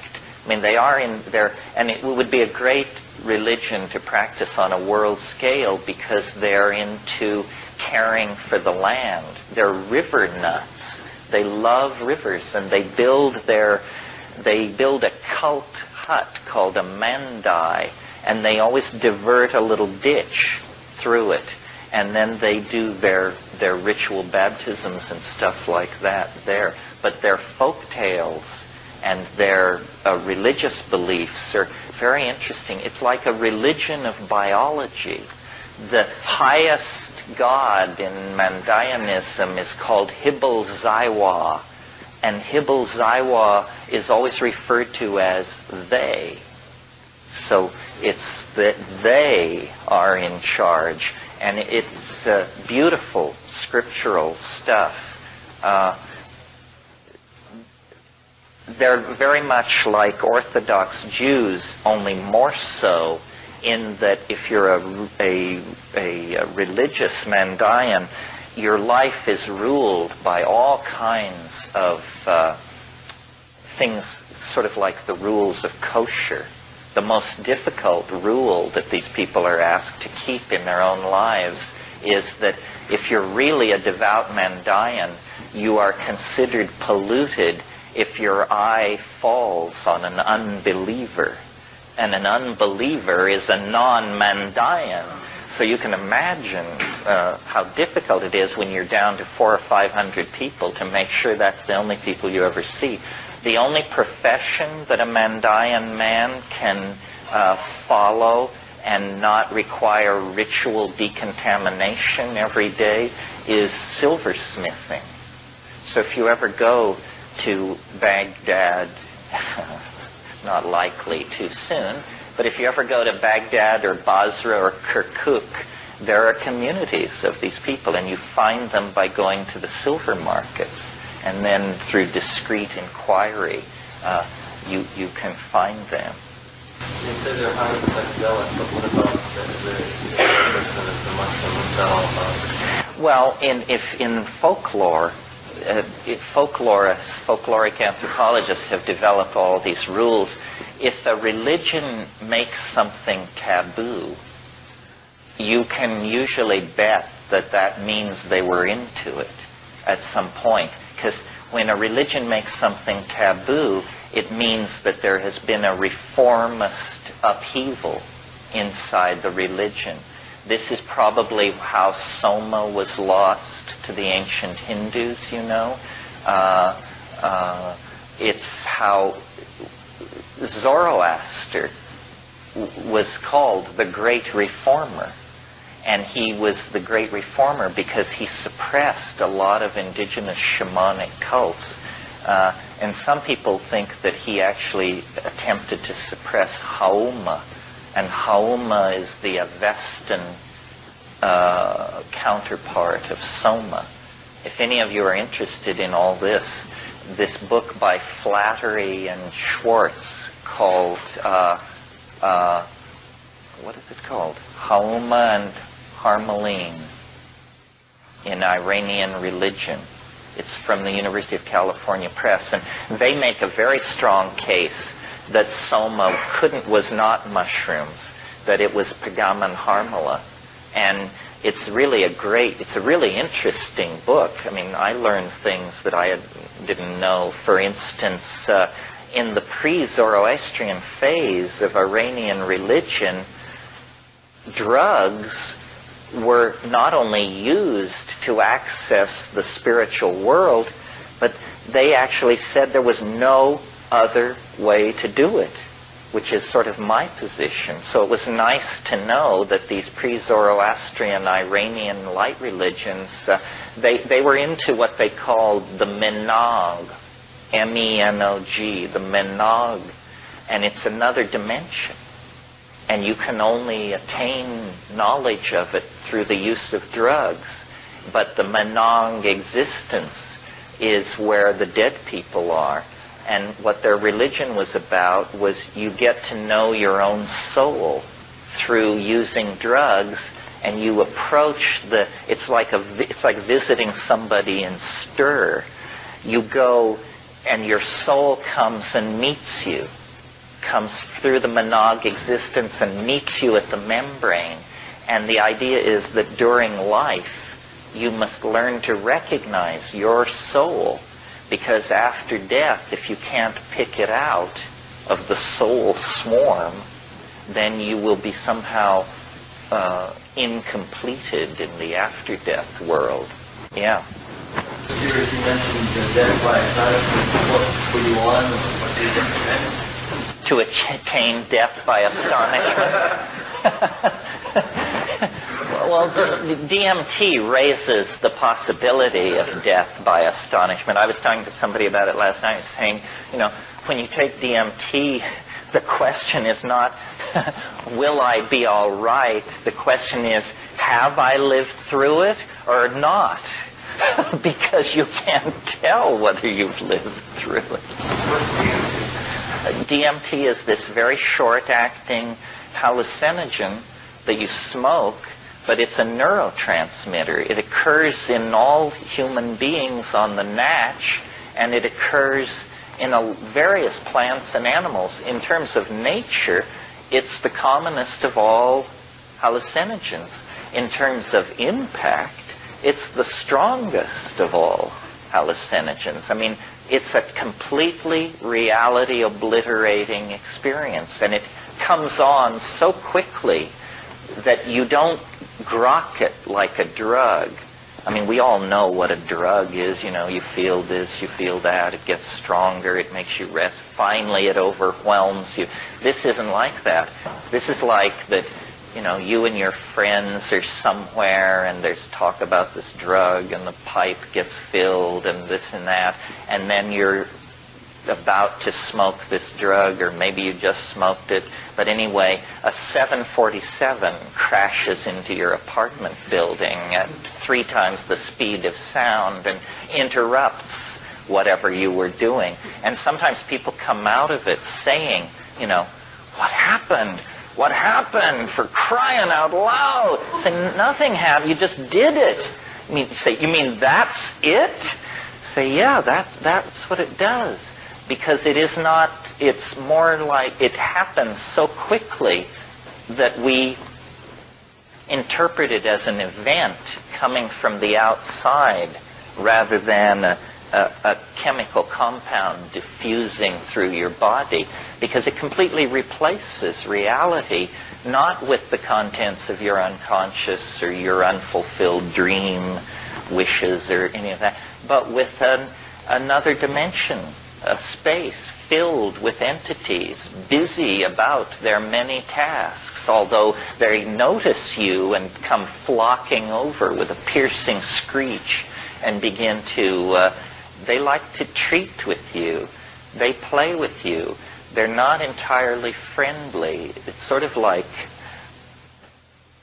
I don't know, it's the kind of feeling I used to have in India when I would go to make these hash buys in these Indian markets, and these guys would say, welcome, welcome, you're my friend. I am not like all the others. And what it was, we were there to do business, and so it was fine, and everything usually went smoothly, but this was no environment into which to let your guard down or anything like that.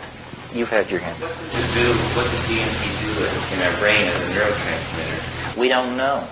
Nobody knows what it's doing there. And as long as the government makes it impossible for science to pursue rational questions or rational answers to these kinds of questions, it's not likely we'll ever find out.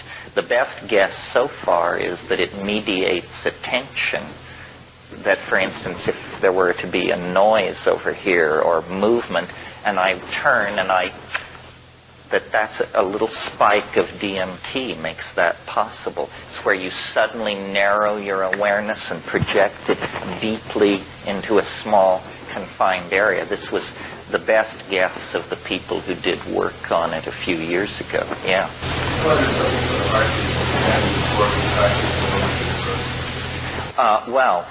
There are a number of physioactive tryptamines.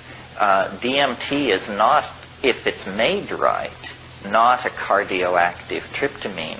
Sometimes when you smoke it, your heart races, but you can't tell whether that's sloppy synthesis or that you're scared.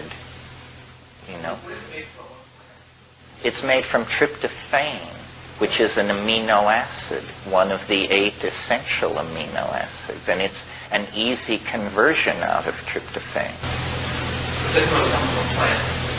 Well, it can come from a plant, but if you were to ask a chemist to make it for you, he'd ask you to get him a few hundred grams of tryptophan. Can you, and do you distinguish between kinds of energies that you encounter on DMT against the kind that you encounter on mushrooms? Well, on mushrooms, you hear a voice. You don't rarely, at least in my experience, do you see who's talking. But on DMT, all barriers are transcended in the first 30 seconds. I mean, you hear it, you see it, and sometimes you feel it, you know. These little entities, these self-dribbling basketballs, these things that I call the tykes, they jump into your chest. They jump into your chest, and then they jump out again. I don't know why they do that.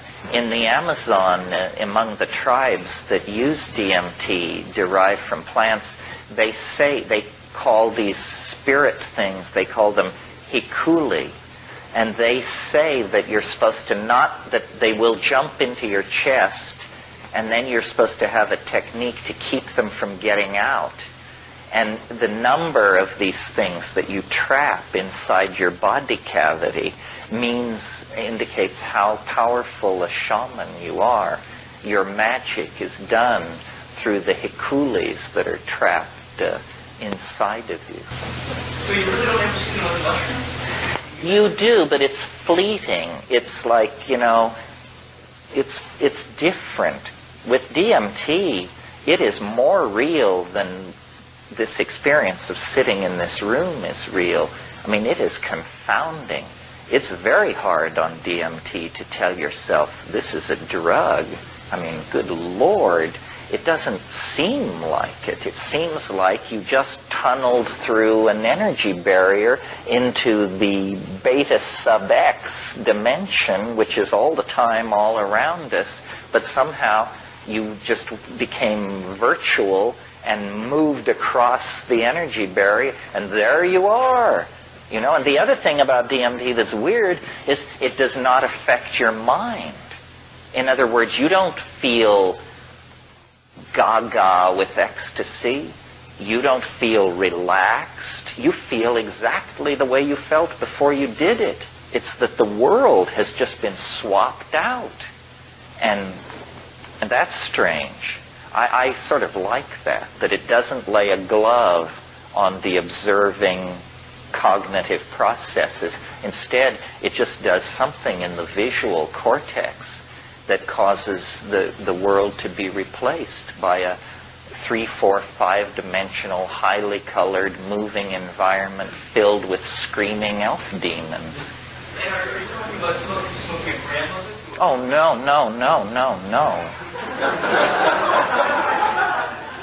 No. More like 50 milligrams. We need to go to lunch. This is the last question. I heard somewhere that concomitant use of MAO inhibitors increases the length of time that the DMT experience will last. Have you heard that? And if so, in what form are the MAO inhibitors taken? Okay, the question is that can you extend the life of a DMT flash if you predose yourself with MAO inhibitors? The answer is probably. This is really a don't try this at home, folks, maneuver unless you really know your MAO inhibitors. There are MAO inhibitors, synthetics, that will inhibit every molecule of MAO in your body for up to 6 weeks after a single exposure. This you don't need. An excellent MAO inhibitor for these purposes would be harmine or harmaline, which is reversible in 4 to 6 hours. So if you take harmine and predose it, but before you go extending your DMT trip with an MAO inhibitor, you better have just an ordinary, old-fashioned, regular DMT trip and decide whether you really want to spend more time in that place.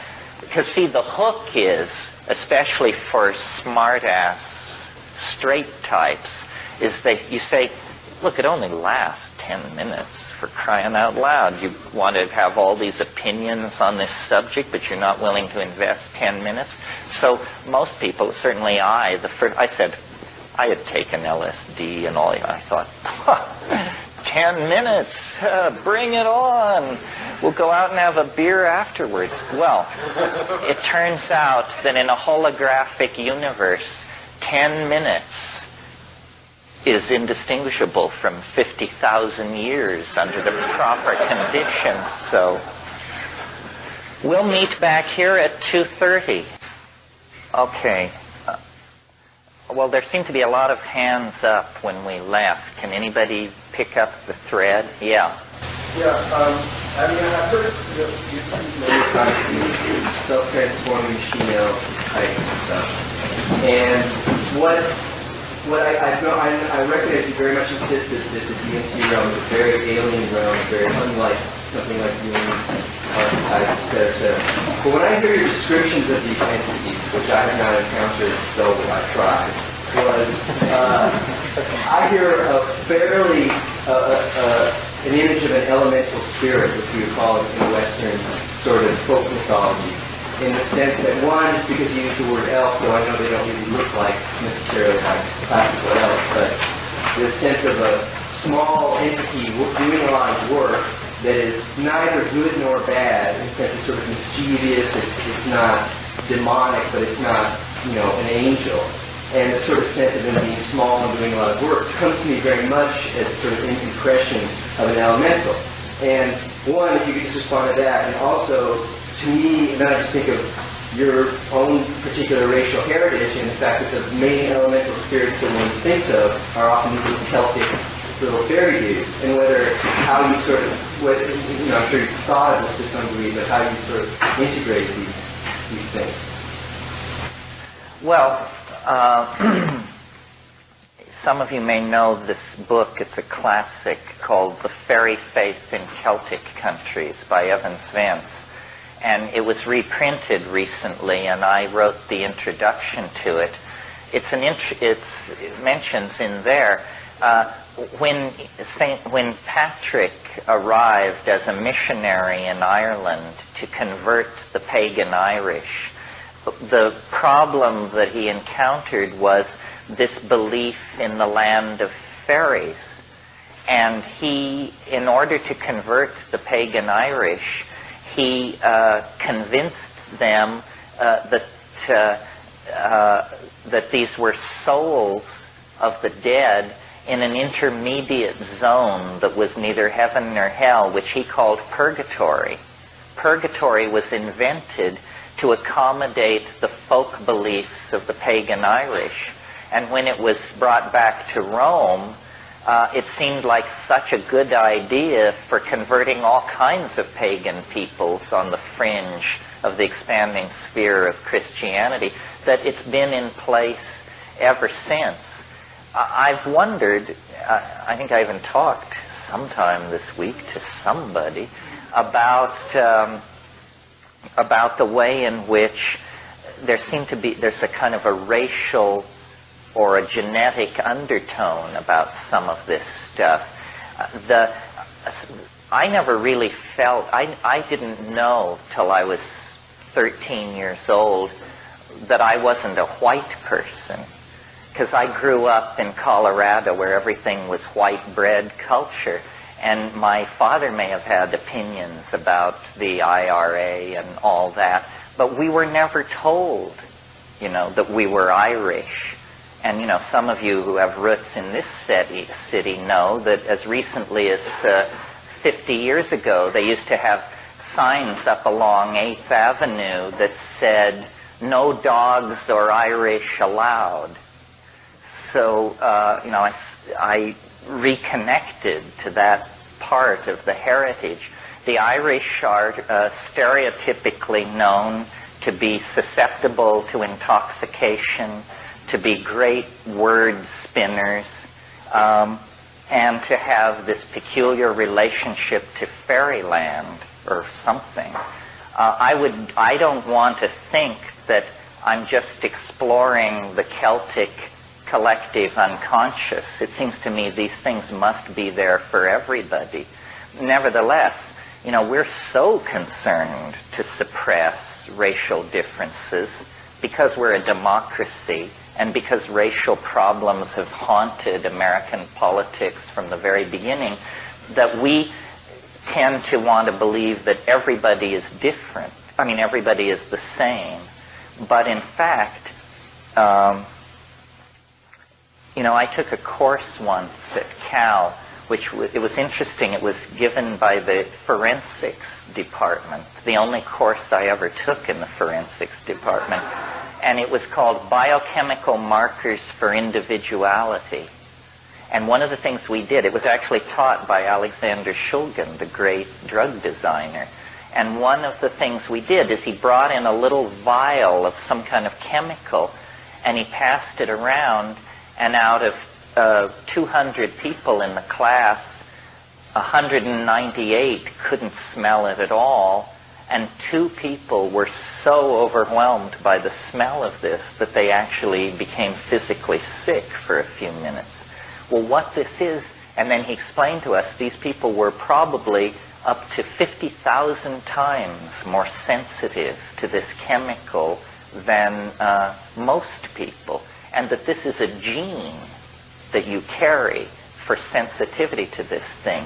Well, those kinds of compounds, aromatic compounds, compounds with an electronically active ring structure, are the very nearest relatives to drugs. And so it's reasonable to suppose that there are genetic differences in the way we relate to drugs, which doesn't mean racial differences. It means from person to person. But it also may mean, that what a race is a collection of related genes that are more frequently found together than not. This is why, technically speaking, you can never say so-and-so belongs to a race, because a race is a quality of a group. It's not something an individual is. You have to have a bunch of people before you can say that you're confronting a phenomenon of race. So it may be that what Aboriginal people believe is that there are shamanic lines, family lines, with a greater susceptibility to these things than others. So one of the things you learn when you begin to explore psychedelic substances is that it isn't hitting everybody the same way. In fact, it can hit people radically different ways. Society misrepresents drugs tremendously. For example, we all know the stereotyped image of the pothead. The pothead can't work, can't remember. It's the inarticulate, dumb hippie image. Well, I've never met anyone with a deeper devotion to cannabis than myself. And, I'm very proud of my memory and my ability to get verbally organized under almost any conditions. So I completely violate the stereotype of what it is to be a pothead. Well, how many people are there like that? I mean, I'm always amazed when people say, no, I don't want to smoke any pot. It'll mess with my memory. I mean, really? How peculiar.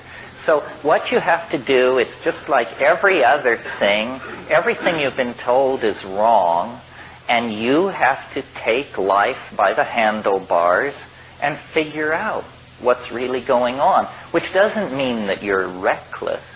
I mean, there are bad drugs, there are bad politics, there are bad relationships. I hope that answered your question. It was a two-part question. It still seems to me that these entities are in many ways similar to the sort of elemental spirits, and whether you think of that as a possible explanation for... Well, when you say they're like elemental spirits, is that because you spend a lot of time with elemental spirits? I thought this very story just for the... It's true, they are. I mean, they don't look like them, though. They don't look like anything. There was a really bad movie. Those of you who don't have kids can tune out here, but since I have kids, I've seen a lot of bad movies, because that's what they make for kids. And I think it was 4 or 5 years ago at Christmas time, there was this movie called Santa Claus. Tune out on. But there was one scene in the elves' workshop where they were making thousands of toys, and there were all these conveyor belts going from level to level, and these guys rushing around at full speed. It was the most DMT-like reconstruction I've ever seen. So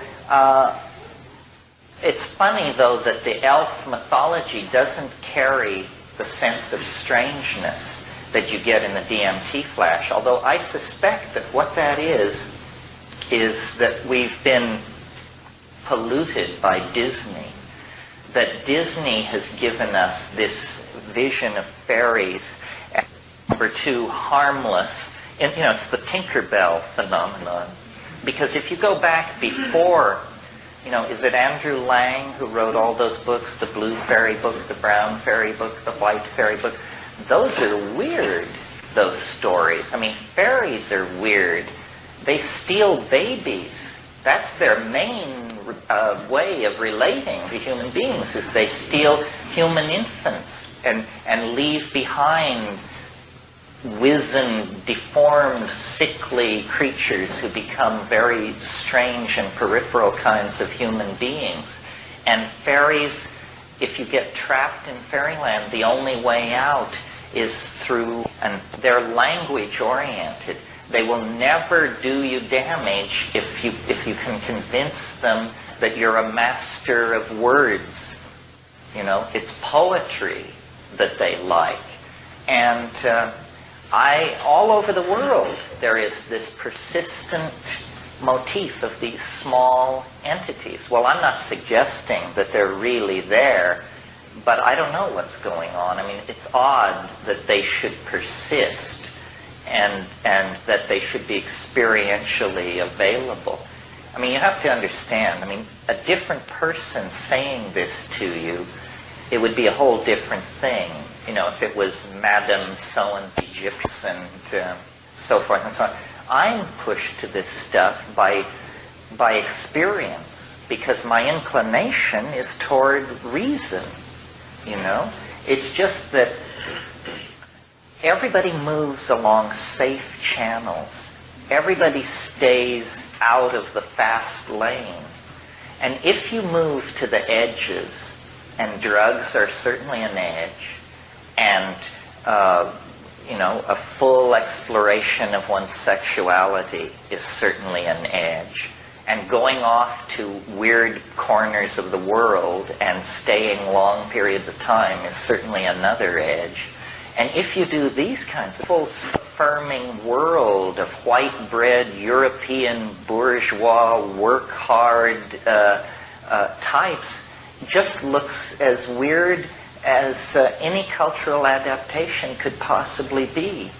I have said many times, and you probably agree to some degree, that reality is created by language. But we don't realize how true this is, that reality really is created by language, and that we are all imprisoned in somebody else's language. This isn't how we want to talk. Most of the words, I'd say 90% of the words and constructions we use would be great-grandfather. We are living inside a 90% 19th century worldview. And culture cannot evolve any faster than its language evolves, because what cannot be said cannot be done.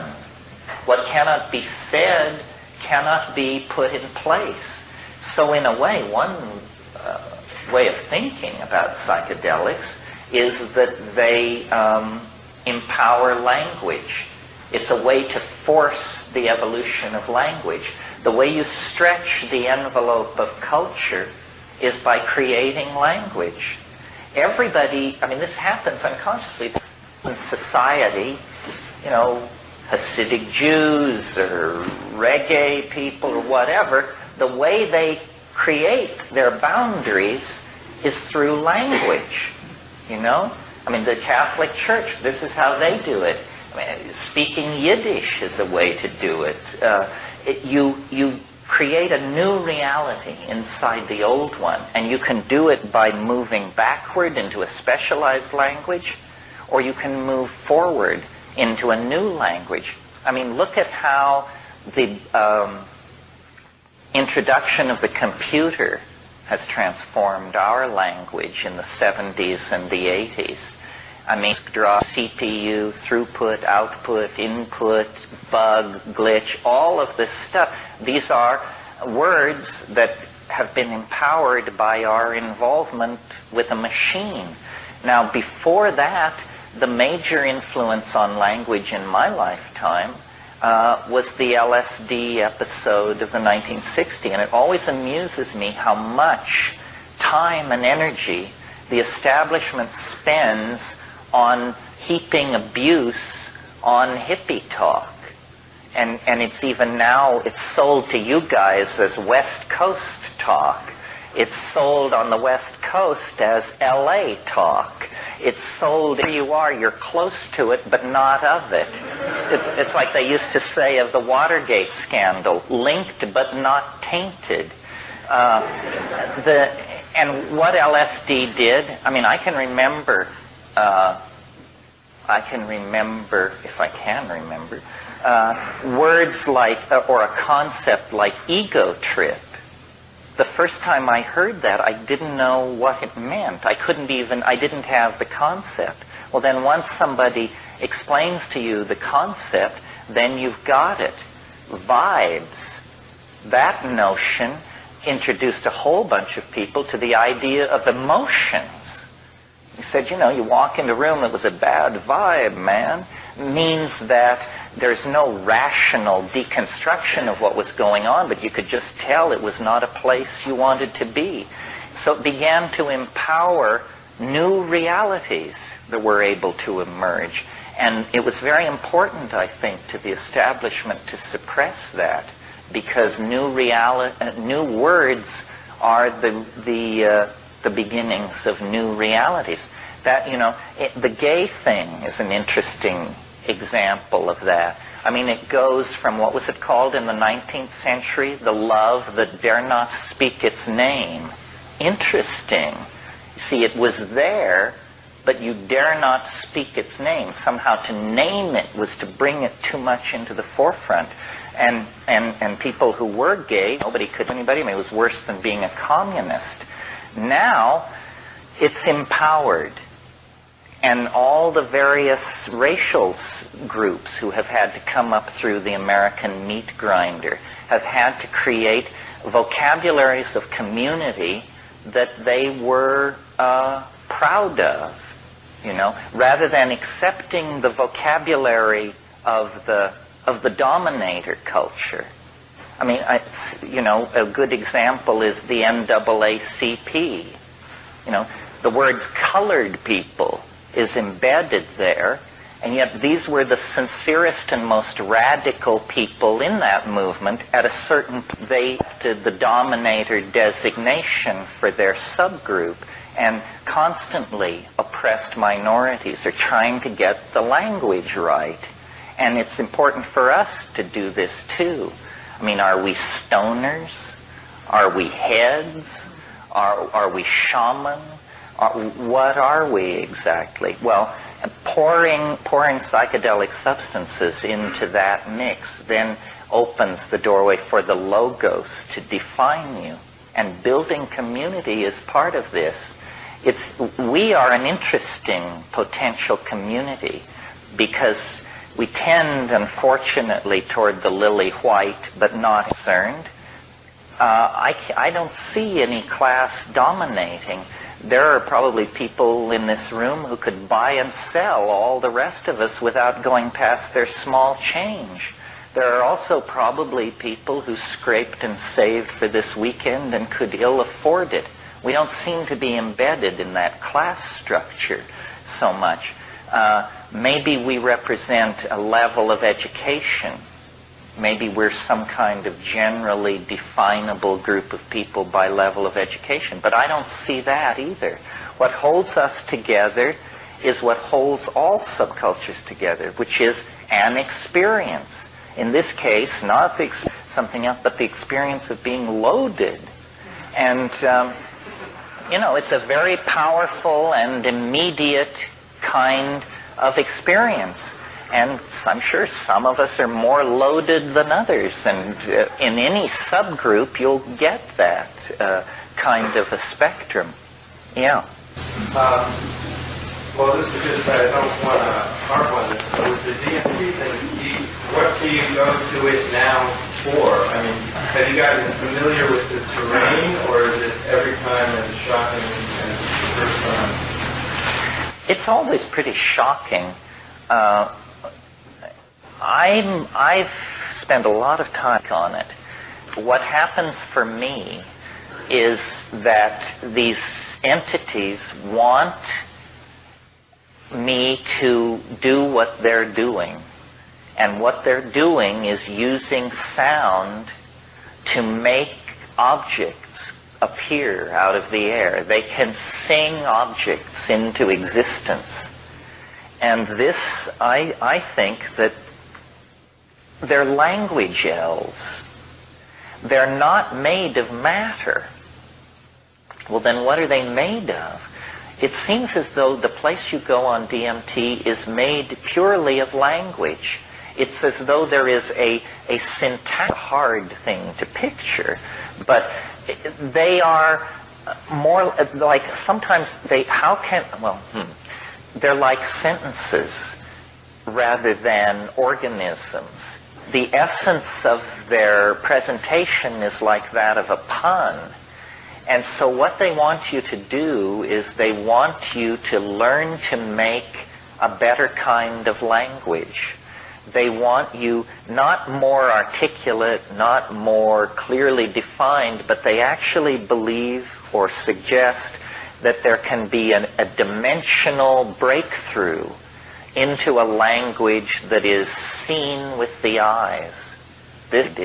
I think that the breakthrough that we're waiting for is not going to come out of a political movement or a redistribution of wealth or anything which could be called political. It's going to come out of a shift in the body. And these things happen. I mean, it's very mysterious how it happens. Like, think about language, ordinary language. Here you have two people. One is mute, and the other has the ordinary powers of speech. They look exactly alike. You can't tell a mute person from anybody else. And generally complex behavior. Language is a behavior of some sort. And it's very hard to imagine that it slowly insinuated itself into our being. It looks to me more like it was a kind of quantum leap of some sort, and probably appeared very suddenly. And there have been other, less dramatic, but more recent things like this going on. For example, you go to school and they teach you that in the 15th century, perspective was the thing for me to understand. I mean, perspective was discovered? How could it be discovered? I mean, you just walk, here it is, right? And say, no, before 1425, people didn't know that the part of the house farther from you was smaller than the part of the house. You can't understand. It doesn't make any kind of sense. Another example is St. Augustine, who was this great father of the church and who was, by the way, African. And he was known as the most brilliant theologian of his age. And the way he would prove to people that he was an exceptional and holy man was they would open a book of theology in front of him and let him look at it for a few minutes, And then they would close the book, and he would be able to tell them what was written there. As far as we can tell, St. Augustine was the only man in Europe who could read silently. Can you imagine this? It was a miracle. Say, we don't know how the bugger does it. You just show him the book, and then he can tell you what's written there. Meanwhile, everybody else has to say, and now we've completely assimilated this, although there are still a few among us who move their lips when they read. Vladimir Nabokov used to cruelly sneer at these people. He said once in an interview, he said, I didn't write books for people who move their lips when they read. And a final example, which will indicate that we've come to the end of the line, in terms of sudden behaviors emerging, is, according to my friend Bill Gibson in his book, The Difference Engine, oral sex was virtually unknown in England until the middle of the 19th century. And then it was brought in by French prostitutes, and it was just a mind-boggling concept to these Victorians. They could not wrap their mind around it. Well, you know, from our vantage point, we probably assume people have been into this since the Stone Age. Maybe they have, but at least for several centuries in Victorian England, it absolutely died out as inconceivable. And, breakdancing is another one of these where a behavior suddenly emerges, completely coherent and formed, and then it recedes. So or if it has cultural utility, it's stabilized, such as my previous example. So what these tykes seem to be trying to say is there is a way for you to use your voice in order to activate a language which is not culturally taught. It isn't that you learn it from your parents, but that it's in the bone. A poetic language, a language scripted into your genes, and not only is it an Ursprach, an original speech, the vehicle of primal poetry, it can be seen. And, you know, it's interesting how in our culture, when we talk about how somebody is really a gifted speaker, we always reach for visual metaphors. We say, I see what you mean, you know. And in Spanish, they say, if they're talking to you and they want to know if you've fallen, they say, is it clear? Claro? Claro, it means, is it clear? It's a visual metaphor. Say, she paints a picture, or his words have great clarity. What this means is that unconsciously, we trust the eyes, and we don't trust the ears. And telepathy, which most people, I think of as being able to hear somebody else think, is not that at all. What telepathy is when you see what other people mean. Because when you see what somebody means, it's like standing in their shoes. Point of view. That's a very visual oriented. If you can understand somebody else's point of view, you are that person in that moment for that purpose. And I think that it's amazing that the world has evolved as far and as fast as it has, the human world, glued together by nothing more than small mouth noises. I mean, that's what we're talking here, small mouth noises. As monkeys, we're set up for this. I mean, you can talk longer than just about any other activity that you can do without becoming exhausted. I mean, I'm the living proof of it. A very small amount of energy is required to keep the old tongue and lips going with the air moving out. I mean, imagine if we had to communicate as deaf people do with sign language all the time. this is exhausting. I mean, nobody communicates like that for 4 or 5 hours at a stretch, and yet Castro can give a 4-hour speech at the drop of a hat. So we're set up for this. The problem is it requires a congruence of interior dictionaries, because what happens is my words go across space as an acoustical signal. They enter your ear. You are very rapidly looking up each word as it comes in and comparing it to your definition. And as long as we don't look too closely at this, communication seems to be happening. The biggest showstopper there is in most situations is to say to somebody, now would you explain to me what I just said to you? Because then it turns out, the definitions are wildly variant. I mean, it's not so wild if you're saying, since you're up, would you get me a grant? Although even that's ambiguous. Maybe to say, why don't you just have one grant? But if you get into deep stuff, if you're saying, the ontological modalities of the post-Renaissance mind have issued into a situation of deconstructionist vitality such that all bets are off, say, now would you explain to me what I just said? I can't even do it with myself. I mean, people say, would you repeat what you just said? No chance,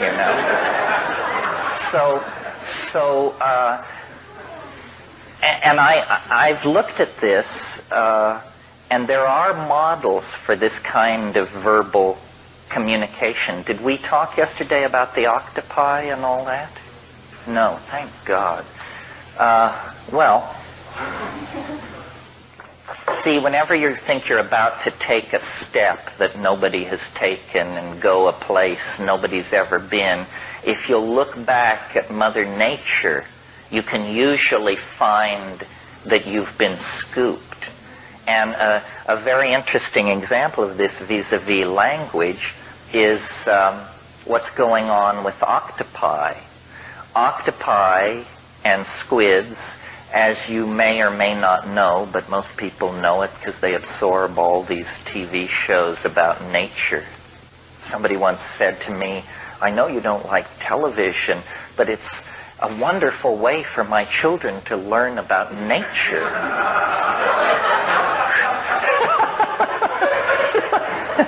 Anyway, what we've all learned from watching these wonderful shows about nature is that octopi can change colors. And most people think it's because they're into camouflage. You move on to green seaweed, you turn green, brown rocks, you turn brown. It isn't that at all. It's something much more profound. It's that all over the surface of octopi are these specialized cells called chromatophores, and they can change into many colors. And not only can the octopus change colors, but the ordinary rubbery, smooth surface of the octopus can be made like goosebumps, but more dramatically wrinkled, very suddenly. The other thing about an octopus is, because they're soft-bodied, when they're in water, which is their natural element, they are very, very adept at folding and unfolding various parts of their body. So they can reveal a part of their body and then fold in and then show another part. And they're like a silk scarf in water. Well, what's going on here is that octopi communicate with each other by the way they look. And at first, this doesn't seem so profound. It just seems interesting. But when you analyze what's happening, you realize that this is a profound evolution in the project of communication, because there is no culturally sanctioned dictionary among octopi. And really what is happening is the octopus wears its mind on its surface. They have a vast repertoire of dots, blushes, traveling patterns that move across their surface. And these behavioral displays indicate the internal state of the organism. It is literally, it wears its language on the surface of its skin. It is a syntactical creature. Its behavior is its syntax. And, some of these the octopi as a whole, they're mollusks. They're not even vertebrates.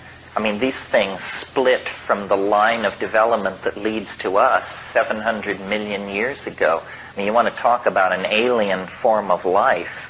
An octopus is about as far away from the human experience as you can possibly get. They evolved in shallow coastal waters, but then because so many things were evolving in those shallow waters, some of them evolved into the benthic depths. And in those depths, there is no light. So in order to preserve their ability to communicate, over long periods of time, they evolved phosphorescent chromatophores all over their body. And some octopi even have eyelid-like membranes put on various places of their skin so that they can blink very rapidly and modulate the phosphorescent light. So you can imagine in the darkness of the benthic depths of the ocean, the communication between two octopi is just a dance of lights in utter darkness. I mean, these are its naked mind in the water. And when they are in communication like that, they are, for all practical purposes, one organism. This is why octopi excrete ink into the water. It's so that they can have a private moment. Essentially the octopus ink is the equivalent of correction fluid. You just have to erase. You say, I didn't mean that at all. And then, here's what I really meant. Well, this is why I'm interested in virtual reality. Because it seems to me what we're trying to do is some kind of striptease of the mind. We want to get the mind naked. Because if it can be made naked, then we will understand each other. We are clothed in flesh, and then clothing, and then class difference, race difference, age difference, income difference. But if you could see the mind naked, the commonality of human beings would be reinforced, and the presence of ego among us would be diminished. Also, there's no ambiguity in visible language. It's interesting that in the book of Revelations, there is this talk about how there is this sword which comes out of the mouth. It's describing a word which can be seen. And the whole history of the evolution of the Western mind is, in a sense, the birth of the Logos. The Logos is making its way towards self-expression. And it's doing this by claiming dimension after dimension of manifestation. And I think that electronic media and electronic culture and drugs and the mixing of all our world cultures together, what this is empowering is a visible logos, a logos that is beheld and therefore lacks ambiguity. Yeah. I don't think we're just mind. Wouldn't we also say that currently your soul? Well, mind and soul, in my estimation, probably not correctly, tend to migrate toward each other. In the late medieval period, you get a lot of talk about, is the spirit the same thing as the soul, and are these things the same as the intellect? I mean, yes, we are soul, but I would say mind is the visible manifestation of soul. That would be a good Catholic definition, because you see that keeps soul out of animals. If you say mind is the visible manifestation of soul, then you have restricted the existence of soul to the human species. Well, that seems somewhat more Western scientific ideology. I think Sufi masters, Hamza Khan, would say in cosmic language that the intuitions are the higher form of intelligence than the mind. Well, the mind is not a form of intelligence. The mind is the theater in which intelligence is manifested. You don't want to confuse the garage with the car. About the feeling. I mean, there really is a balance of power where you give it heart and mind. It's never just the mind or never just the heart. You're using all the equipment, right? Well, maybe I sort of hear you associating mind to brain, because you're saying heart and mind. I mean, mind is heart. Everything goes on within the confines of mind. It's like the light that you switch on when you walk into a darkened room, and then everything else is the furniture within the room. Mind is simply the light which is shed over the landscape of appearances. You know, I mean, this is only my definition. I'm aware of the Neoplatonic emphasis on the mind. I think they called it the ens, and so forth and so on. But in modern psychological terms, the mind is just the theater of cognition in some way. Mind, consciousness. No, consciousness is something which happens in the mind. I mean, there is an unconscious mind as well. Mind is the inclusive category, I think. Yeah.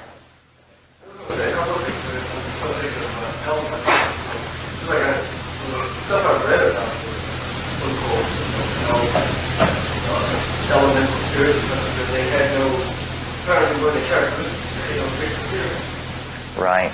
So that they changed to whatever the current mythology was at the time, from the old days, so nowadays you have a lot. Yeah, I think that's very good. That, you know, the hardest thing to figure out is a mirror. Because what a mirror shows you is yourself. But a mirror is not yourself. A mirror is a piece of glass with silver vapor deposited on the back of it. But that's a very different thing from yourself.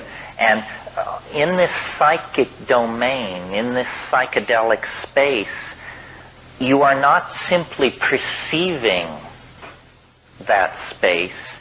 You are creating it with your expectations as well. So if you have strong expectations of a certain sort, that will be the character of the thing. I think we talked about this yesterday, about how here we have peasant A chopping wood in the woods, and suddenly a ripple of heat passes through the forest, and a hackle-raising sense of weirdness. And this guy throws down his axe and looks over his shoulder, and a light is descending from the sky. Now, what happens next, interestingly enough, depends on the year and the place. If the year is, let's say, 1000, and the place is southern France, then the Virgin Mary will be descending from the sky.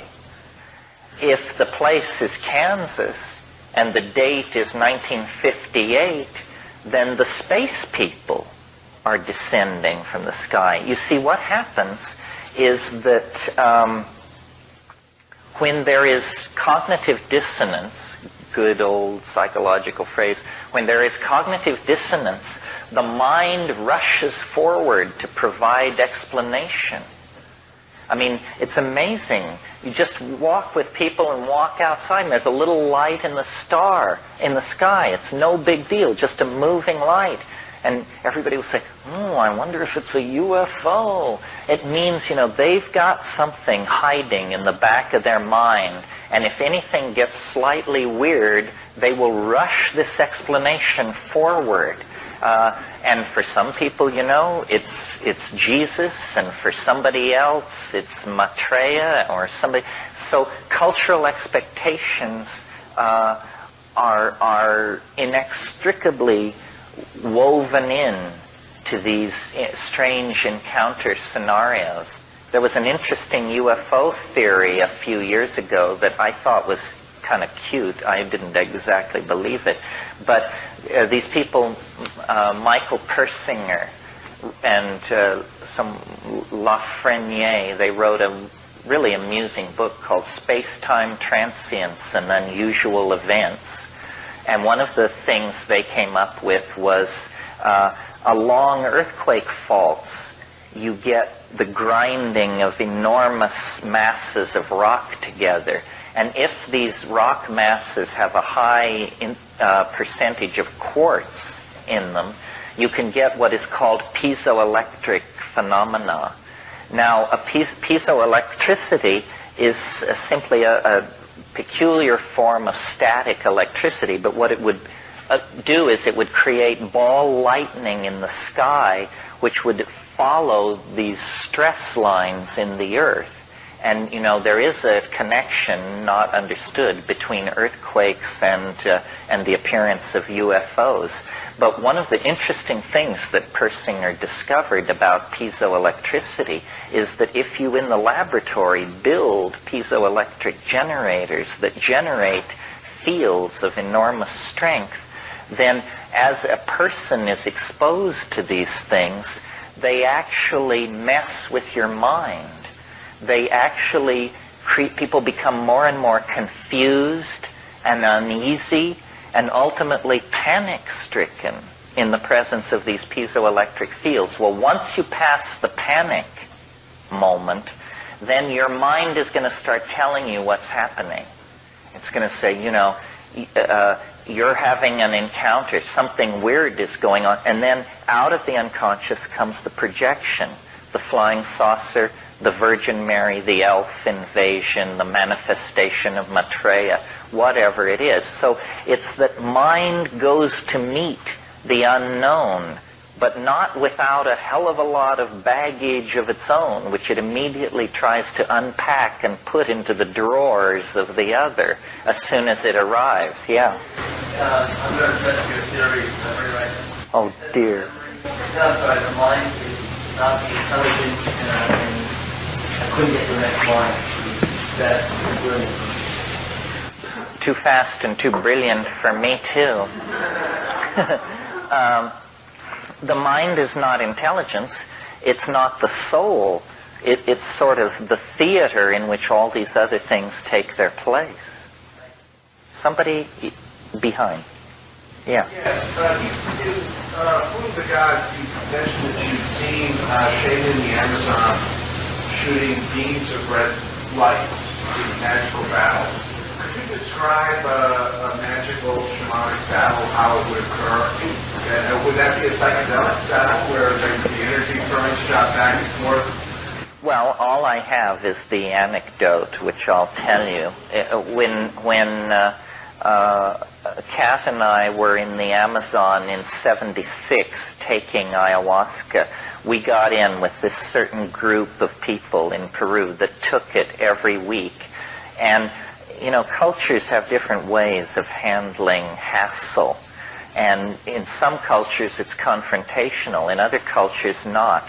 The way these Peruvian country folk operated was if somebody was screwing up, nobody would ever say so.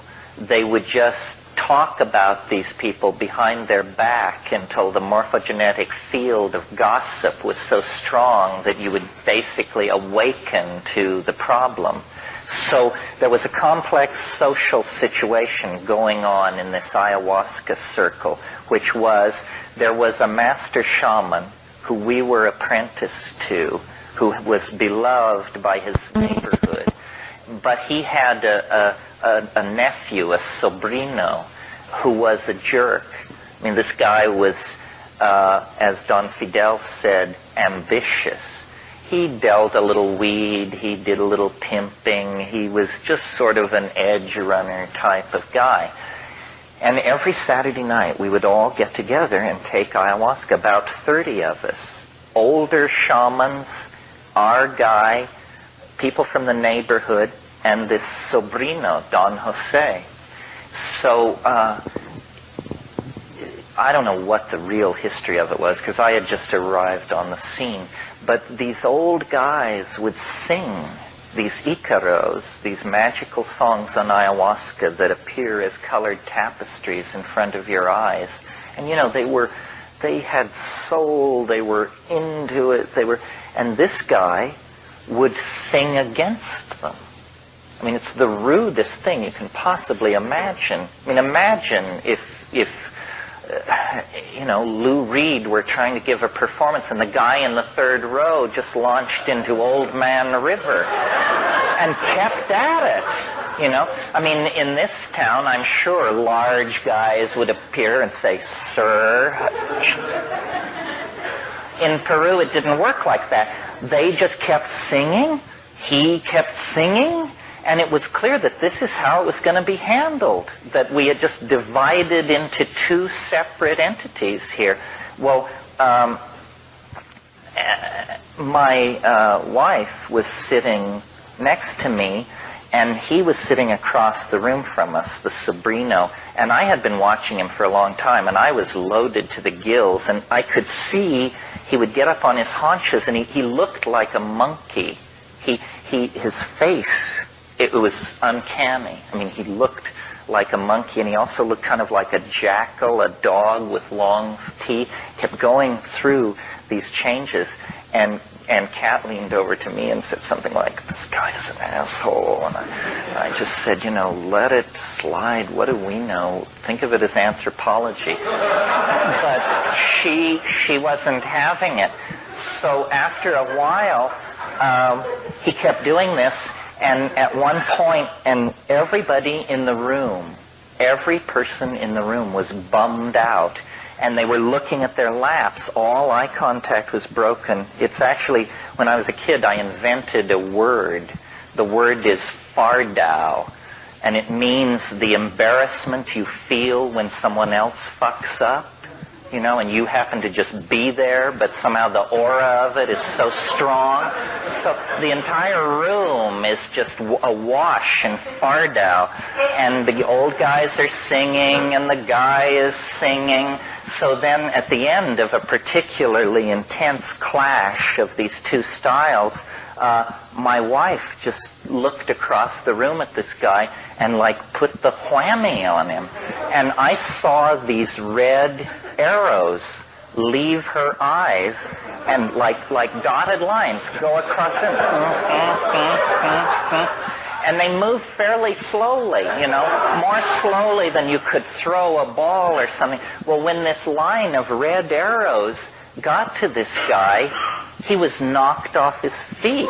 He fell backwards with his legs in the air, and there was a big noise.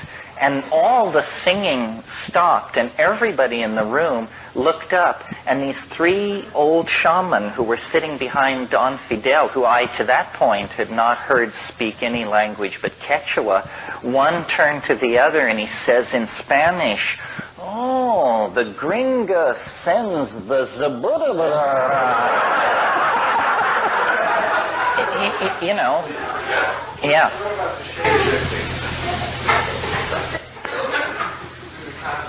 You mean becoming a jaguar and all that? Yeah, what's happening there, or the night bird? The night bird, the owl, that?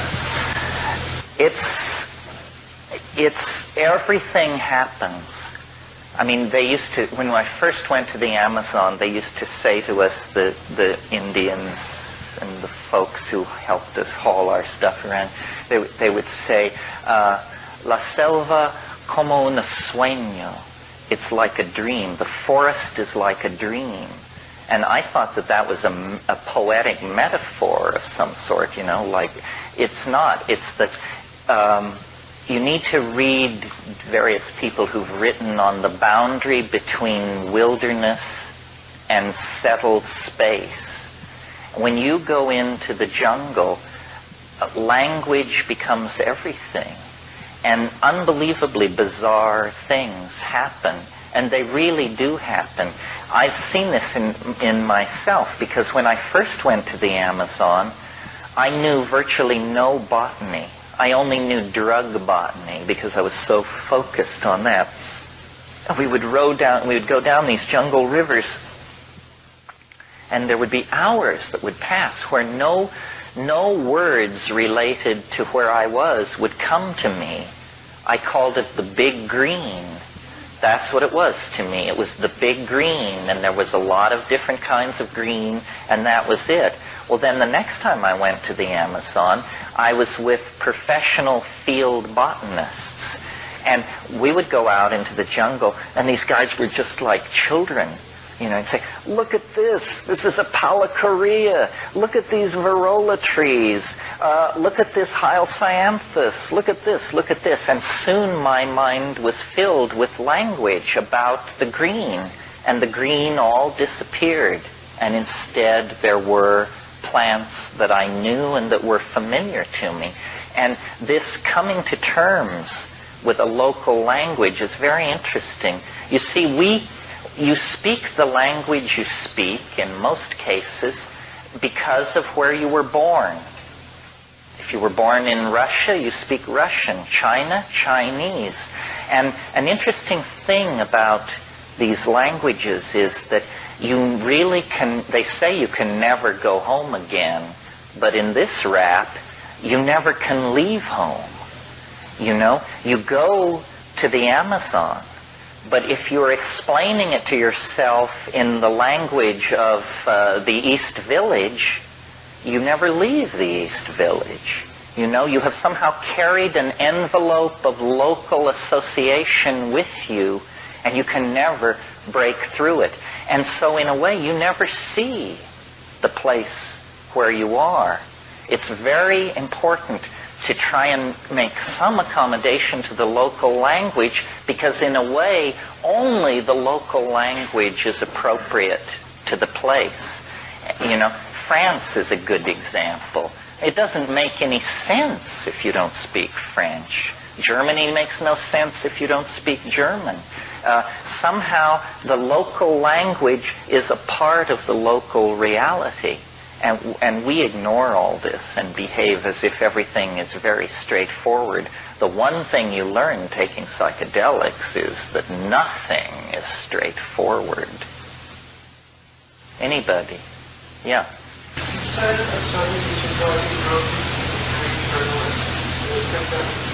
Uh-huh.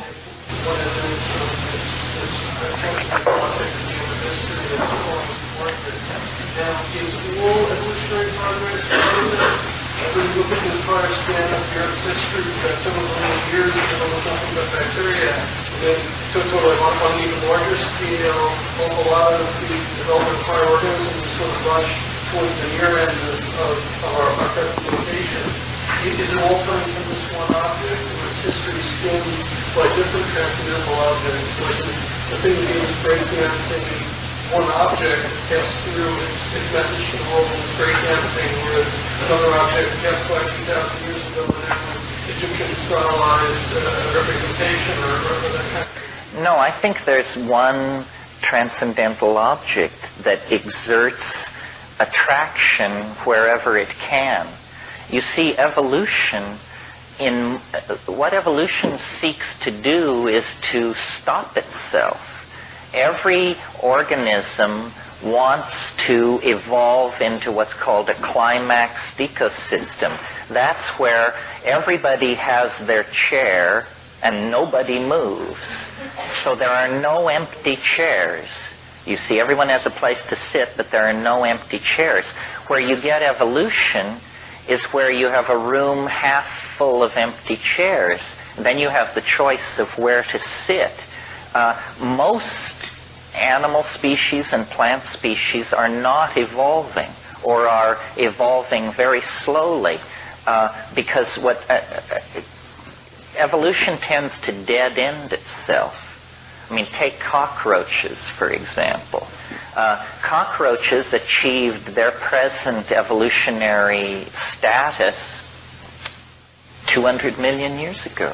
They haven't changed an iota. We can dig up fossils from the Pennsylvania coal beds that have cockroaches no different, except slightly larger, than the ones running around in your apartment. So this has been clearly a very successful strategy for cockroaches if the only thing that matters is, the propagation of more cockroaches.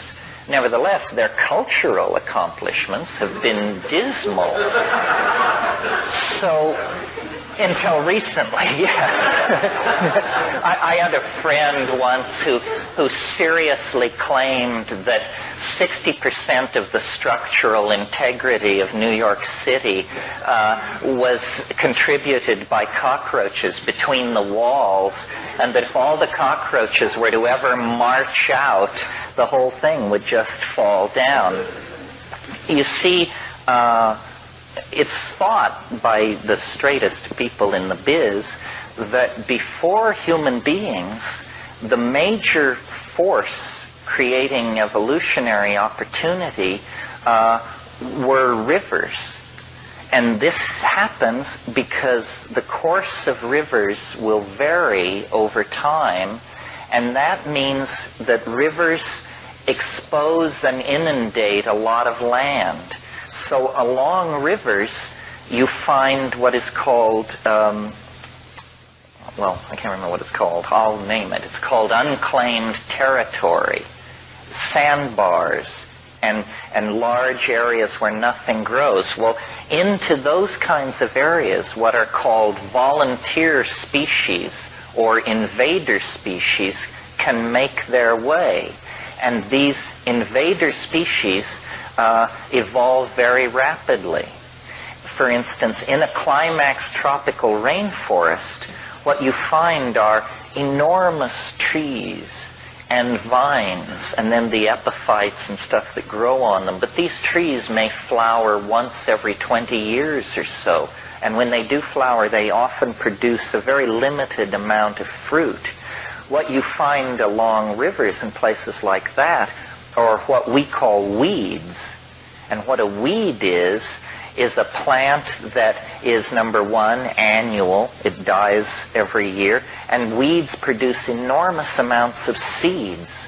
A weed strategy is a strategy for the rapid invasion and claiming of empty land. And before human beings, rivers were the major creators of empty land. Carl Sauer, who was a biologist and a geographer, he said, man found the earth a climaxed rainforest, and we will leave it a weedy lot. What that means is we create so much waste land that these annual heavy seeding rapacious plants are replacing the products of climaxed evolution, which are enormous trees and vines and that sort of thing. Anybody else? This is your last crack. I wanted to bring up Jacques Vallée and the Warner learning schedule. UFOs. Which book does he talk about? No, I don't know which particular book. It might be a Dimension Voice. Oh, Voyage to Magonia is a good one. Is it the new one? I haven't read the new one. I think Jacques Vallée, I have a lot of respect for most of his work. I thought that book, The Messengers of Deception, was so off the track that I actually went to a book signing of his and leafleted the crowd with an attack on it. Shows you what a nut I am. For those of you who don't know, Jacques Vallée had a very interesting approach to understanding flying saucers, and I still think this is the best method. His argument went something like this. He said, it's not productive to ask where the flying saucers come from or what they want. He said the way to understand flying saucers is to analyze their effect. If you can analyze their effect, that's what they're doing. That's what they want to achieve. So what are flying saucers doing? Well, they do talk shows, but what is the effect of them doing all these talk shows? What they are doing is they are causing vast numbers of people to doubt science. If you analyze what the effect since 1948 of the flying saucers is they have caused millions of ordinary people to think scientists don't know what they're talking about.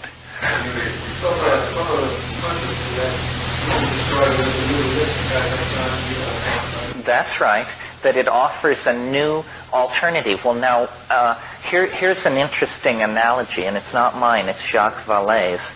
But let's think, we've been talking so much today about the late Roman Empire. Here's another take on the late Roman Empire.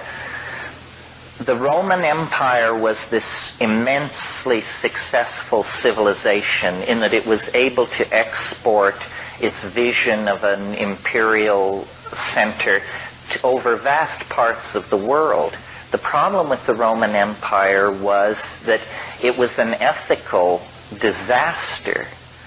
First of all, it ran entirely on the backs of slaves. So anybody who starts talking to you about the grandeur that was Rome, should be reminded, the grandeur of Rome was, it was a bargain basement on 3 floors masquerading as a military brothel.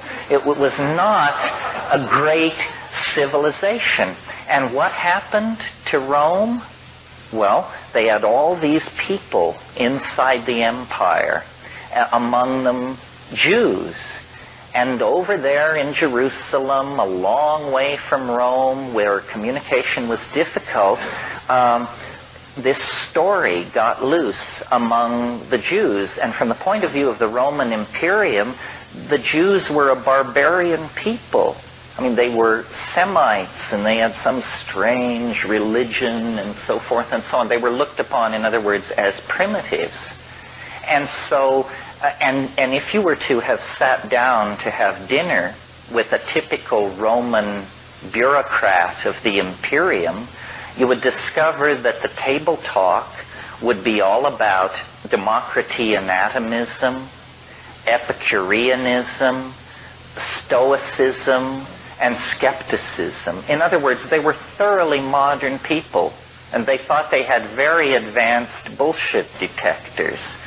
And so then, it comes to the attention of this Roman noble that the house slaves, the kitchen boys, and the gardeners are all whispering and all excited about some Galilean magician who's running around the Eastern Mediterranean telling people that not only can he rise from the dead, but so can you. And a Roman sophisticate looking at this would say, these primitive, uneducated, colored people that we have to put up with, why don't these people step out of their own private Idaho and get with the program and study a little Greek philosophy? They're just superstitious. Well, hey, in a world where information moved no faster than a horse could gallop, within a century, these uneducated, superstitious people and their irrational religion of magical redemption were hammering at the gates of Rome. And a century after that, the emperor himself, a god, for political purposes, has to make Christianity the official religion of the empire. In other words, what happened was that political and technological and architectural accomplishments got way, way out in front of ethics. And at that point, the unconscious said, I'm going to pull the rug out from under these Roman dominator types. I'm going to unleash a religious system in their very midst that will be an informational virus that they'll be dead before they ever know what hit them. And this is what Christianity is, you know. I mean, it was a religion of the displaced underclasses of the empire, and within 300 years it took over and began its own pogroms and genocidal programs of extermination. The flying saucer is a similar thing. We have achieved great things in technology and in social organization and in scientific research, but like the late Roman Empire, ethics and morality have lagged far behind. And so now, the same unconscious that sent us the mystery of the virgin birth and the resurrection, which completely confounded Roman rationalism. I mean, what were they to make of that? A virgin birth and a resurrection from the dead. They send us the flying saucers. And the flying saucers are destroying the faith in the scientific control systems and managerial theories at the very center of our civilization, just as surely as the Roman Imperium was broken by this superstitious religion.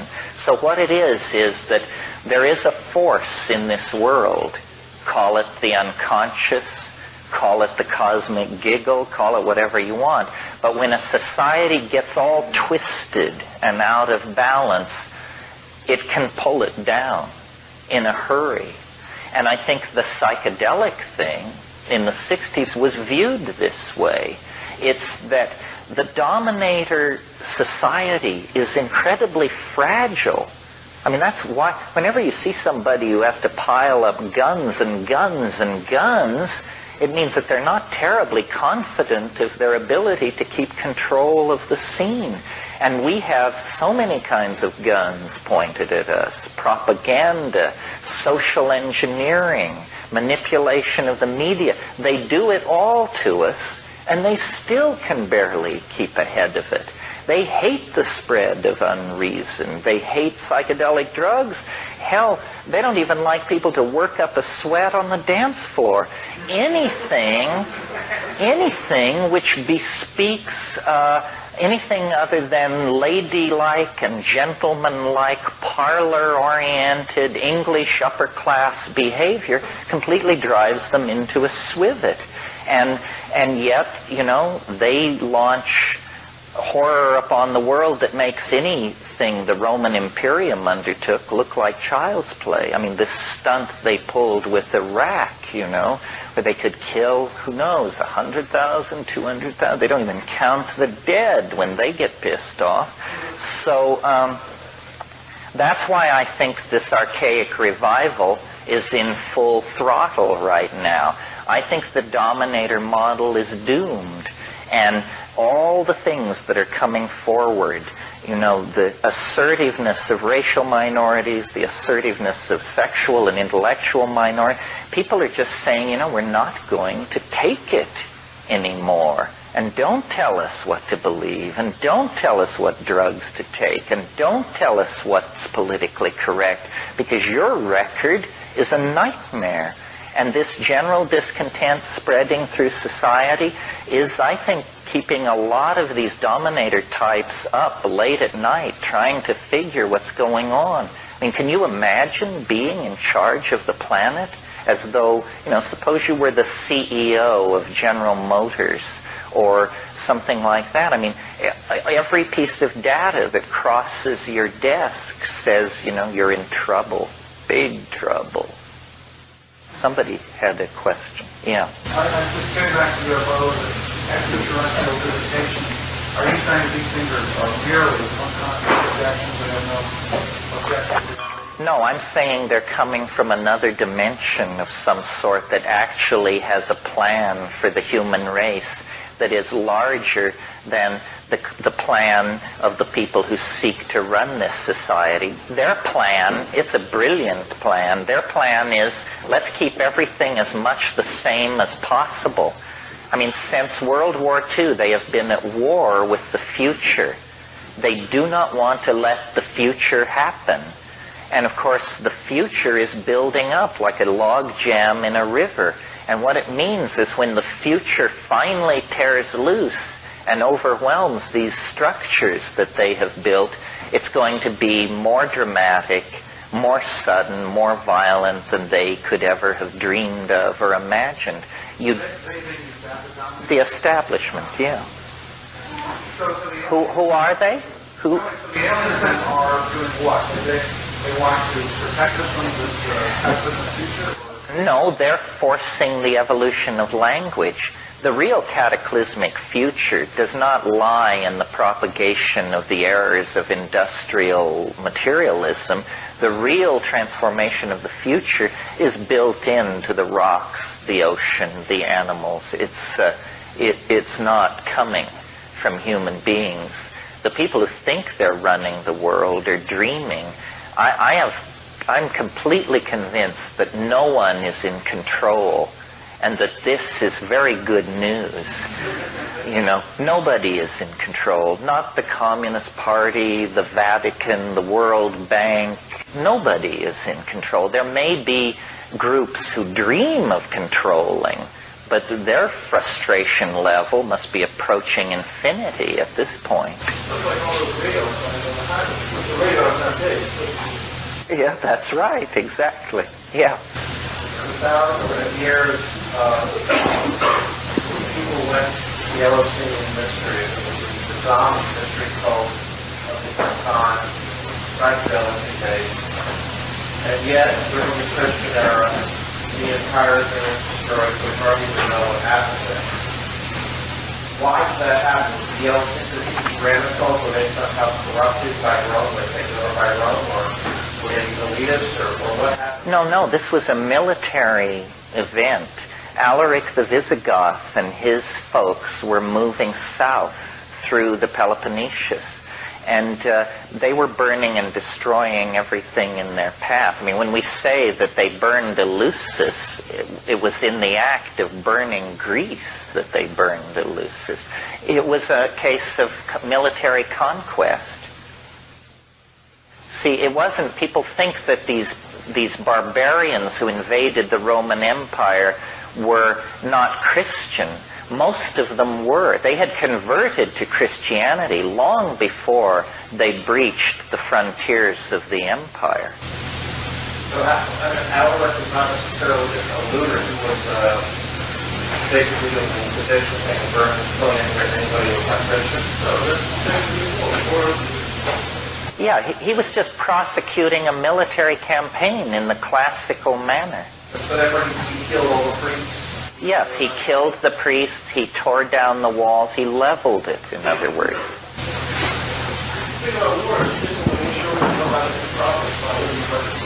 That's right, scorched earth.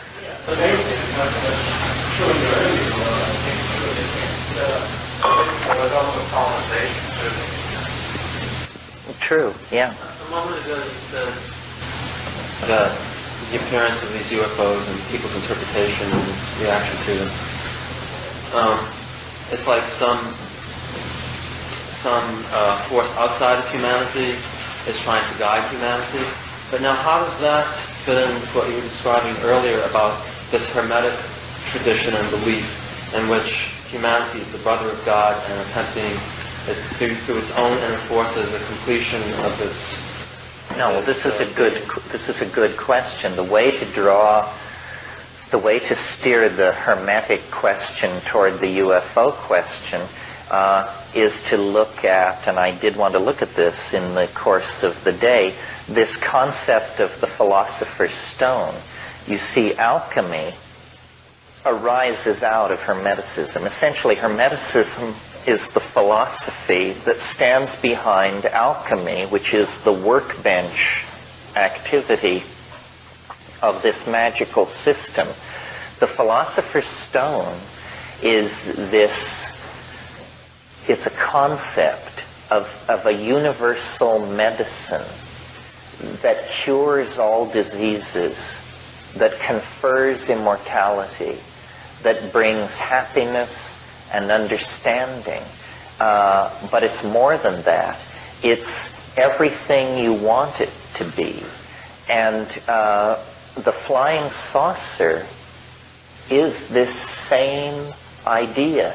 The flying saucer, if you're really interested in this, the best book ever written on flying saucers, or one of the best, was written just a couple of years after the first flying saucers were seen. It's by Carl Jung, and it's called Flying Saucers, a Modern Myth of Things Seen in the Sky. And he talks there about how the human mind has an appetite for what are called totality symbols. The human mind is always trying to complete itself, fix itself in some way. And mandalas and certain kinds of symbols have the quality of indicating that this completion is underway. In the 15th and 16th century, before the rise of modern science, people didn't know what matter really was. They didn't really know what was possible with matter. So they would, get glass flasks and combine horse manure and blood and all these things, and they would cook it for weeks and weeks, and they would observe color changes.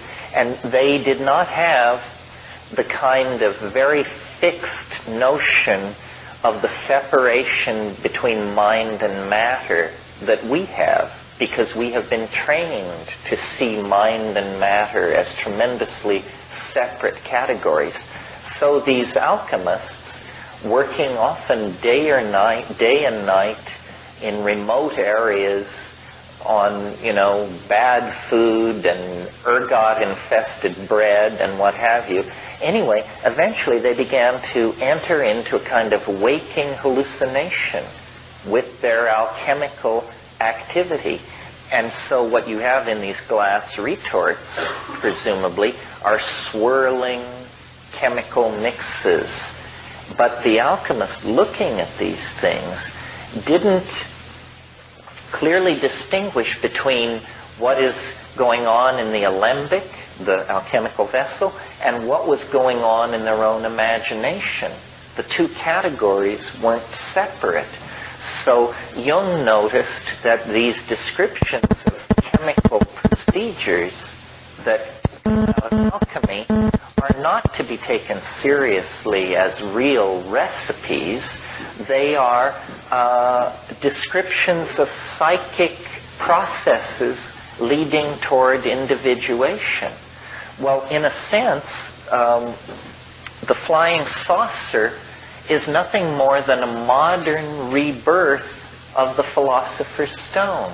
I mean, the flying saucer is the universal panacea at the end of time.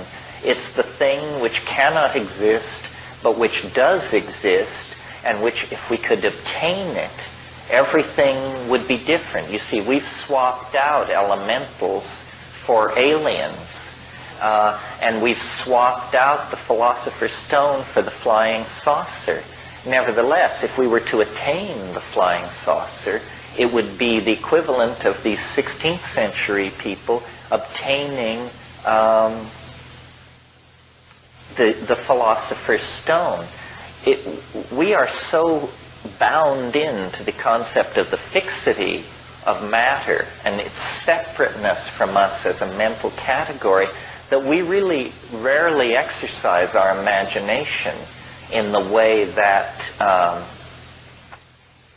that these early people did. For us, everything stands still. I mean, it's a mental exercise you should do for yourself sometime, is imagine that you had a material that could do anything. This is what the Philosopher's Stone is. It's a material object, and it can do anything. Well, what do I mean by anything? Well, if you needed to go somewhere, you could take this material and stretch it out and then sit on it, and it would fly. If you were hungry, you could eat it, If you needed to take a shower, you could stretch it a certain way and hold it above your head and water would pour out of it. If you needed a piece of information, you could just address it and ask, like a visual telephone. See, we have created the Philosopher's Stone in the diffuse form of technology. We can do everything I just described: fly, talk to people at great distances, eat synthetic food, and so on. But we have solved each problem separately. Now, in a way, the computer is an interesting leap toward the Philosopher's Stone, because if you analyze what a computer is it's a machine which can do anything. You have to tell it what you want it to be. If you want it to balance your checking account, it can do that. If you want it to predict the weather, it can do that. If you want to play a game with it, it can do that. It's mind-boggling to realize that anything you can conceive of, the computer can simulate. The computer is the first in a long line, extending into the future from this point in time, of omnipurpose machines. We're going to move into a world where you don't have a telephone to call your friend, a fork to spear your meat, and a comb to tease your locks. You have one thing, and this one thing does whatever you need to have done. Technology is beginning to compress, and it will, of course, be a kind of computer, but it will be voice programmable to do anything. Well, this is a very hermetic ideal, and we are migrating toward this kind of a fusion of possibilities. This is the secret of how to dematerialize culture. Make machines which can do more than one thing. Make machines which can do thousands of things, but always return to being a little ball or a little box or something. Yeah.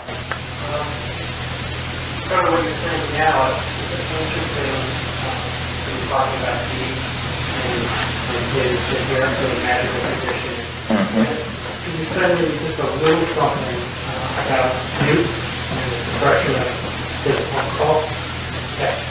Yes, well, Newton is an interesting figure because, Newton is the great father of modern science, and he was the one who figured out that you could use the calculus, that the calculus was, not only figured it out, developed it, that the calculus was a tool for solving a kind of multivariable problem that up until the invention of the calculus, nobody had a clue. And modern science runs almost entirely on the calculus and the various techniques that have been derived out of it, like partial differential equations and that kind of thing. But you're right, Newton himself was a man with a foot in two worlds. He was a thoroughgoing occultist. His alchemical experiments and notebooks were voluminous. And yet he was the founder of one of the founding members of the Royal Society. And the Royal Society was really the first think tank. It was a very modern institution. And so in the character of Newton, we see the magical mentality and the modern mentality welded into one individual. There are other cases like this. Off and on over my lifetime, I'm working on a play about Michael Meyer, who was a great alchemist. And it's a complicated story, but I'll just give you a little bit of it. Anyway, Michael Meyer was the greatest alchemist of his age, and he was implicated in the Rosicrucian Enlightenment and so forth and so on. And there were a group of people around Frederick the Elector Palatine of Bohemia who wanted to establish a Protestant alchemical kingdom in Europe in the early 17th century, around 1619. and Meyer was part of this group. Well, they contrived to get this guy, Frederick the Elector Palatine of Bohemia, named emperor, because at that time the princes of the Hanseatic League chose the emperor, and they were actually able to do this. But then when word got back to the Habsburgs in Spain, they raised an army and destroyed this alchemical revolution. If you're interested, read Francis Yates' book, The Rosicrucian Enlightenment. But anyway, this Habsburg army, which laid siege to Prague in the summer of 1619, and then destroyed this alchemical possibility, there was in that army a 21-year-old soldier who was basically soldiering and wenching his way across Europe, which was something gentlemen did in those days. And his name was René Descartes. And after the fall of Prague, I can't remember the exact date, but I think it was in early August of 1619, this Habsburg army was retreating across southern Germany, returning to Spain, and they pitched their tents at Ulm in southern Germany, which, strangely enough, keep your eye on those coincidences, folks, would be the birthplace of Einstein some centuries later. But anyway, they pitched their tents at Ulm, and Descartes, who was not the mature philosopher of science that we know, but just some punk mercenary, getting his first taste of life, that night he had a dream. And in the dream, an angel appeared to him. And the angel said, "The conquest of nature is to be achieved through measurement and number." And Descartes awoke from this dream, and he founded scientific materialism. He founded modern science based on the revelation of an angel. That's the point. Science was founded by an angel. It's no different from Mormonism, for crying out loud. And they posture and preen about the glory of the rational intellect and all this malarkey. It's malarkey. If Descartes had not been given the clue by this angelic visitor, probably modern science would have been delayed for another century or so. Well, they don't talk about that. They don't even want to hear about it. And there are many instances in the history of science where these kinds of things have gone on.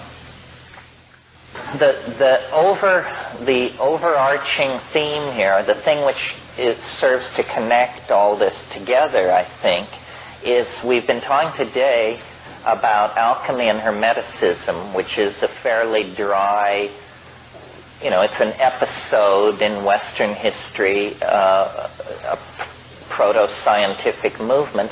And yesterday we were talking about how time is moving inevitably toward the production of some kind of transcendent object, or the coming into awareness of a kind of transcendent object. Well, the connection between these two notions is the idea that history itself is a kind of alchemical process. You see, the idea that lies behind alchemy is that the alchemist can somehow step in as nature's helper and cause natural processes to occur very quickly. Because the belief in medieval Europe concerning, for instance, precious metals and stuff like that was that these things actually grew in the earth. And in a sense, they do. I mean, they accrete very, very slowly over time. So the idea that lies behind alchemy is the idea that if you could speed time up, then the processes which require millions of years in the earth could perhaps be achieved in years or months if you knew how to speed up time. Well, the goal of alchemy was the production of the philosopher's stone, this transcendental material, the universal panacea. What I've been saying here in all these lectures is that the goal of human history is the same thing. Therefore, human history is an alchemical process of some sort. Human history is the story of the descent of spirit into matter, or the ascent of matter into the domain of spirit. It's something like that. And the speeding up quality of it, that's what we bring to it. History is the catalyst of nature, which is interesting because, do you see, in this metaphor, it casts us in the role of those little elemental tykes. In the great alchemy of the redemption of the world, we are the elementals, and we are causing a process to take place which will accelerate the emergence of the end state before it might ordinarily have happened. So the idea is that history itself is an invoking and a moving toward a fusion with this alchemical mystery, which is then a coincidentia positorum. It means that the words used to describe the alchemical goal can be used to describe the historical goal. So the historical goal is then legitimately describable as coincidentia positorum, union of opposites, universal panacea, the diamond body. All of these alchemical metaphors of completion are metaphors which, if we would but awaken to the spiritual dynamics of history, we could enunciate these things as a goal. I mean, imagine if the stated goal of global society were to produce a universal panacea. That means peace of mind for everybody, health and happiness for everybody. You see, it's weird. Millenarian or eschatological thinking has remained with us even though ideological styles have changed. Marxism is a thoroughgoing millenarian cult. I mean, the withering away of the state is no less metaphysical a concept than the universal panacea at the end of time, and I dare say a good deal less likely. So we may have, transcended Christian eschatological dreams, but we still are infected with utopian aspirations, and secular utopianism has never been more strong. It's just that it's now couched basically in the terms of Christian Democrats or something like that. But if we could raise to consciousness our alchemical heritage and our heritage in the shamanism of the archaic, then we could actually see that the purpose of technology is to liberate, not to enslave. And somehow we've lost the thread. Technology is not being used to liberate. It's being used to enslave. It's asking the mushroom, how to save the world, and having it say every woman should have only one natural child, because this would immediately create a collapsing demographic. You see, if every woman had only one natural child, in 40 years the population of the earth would fall by 50%, without wars, without epidemics, without displaced people. It would just happen quite naturally. A woman in Bangladesh, well, let's put it this way, a woman on the Upper East Side who has a child, that child will have 1,000 times greater negative impact on the resources of the earth than a woman born to a child in Bangladesh. Where do we preach population control? Bangladesh, of course. If you were to go to Bangladesh and meet a woman who told you that her life's ambition was to have 1,000 children, you'd think you were confronting a social criminal of some sort, some kind of complete sociopath. But in fact, a woman in Beverly Hills or on the Upper East Side who decides to have one child is in that category. Now, interestingly, if we want to change the world, then we need to reach those women. And interestingly, they are the women that one would be most likely to reach. They're college educated, they're socially concerned, they're aware of the concept of political correctness, so forth and so on. They should be easy to convince. And you don't have to have 100% conviction. If you get 15% compliance, there would probably be an immediate easing on the pressure on resources, and so forth and so on. Another interesting thing about this possibility is that it requires remarkably little input from men. It's the first plan for saving the world that I've ever encountered that isn't in the hands of white guys. You see?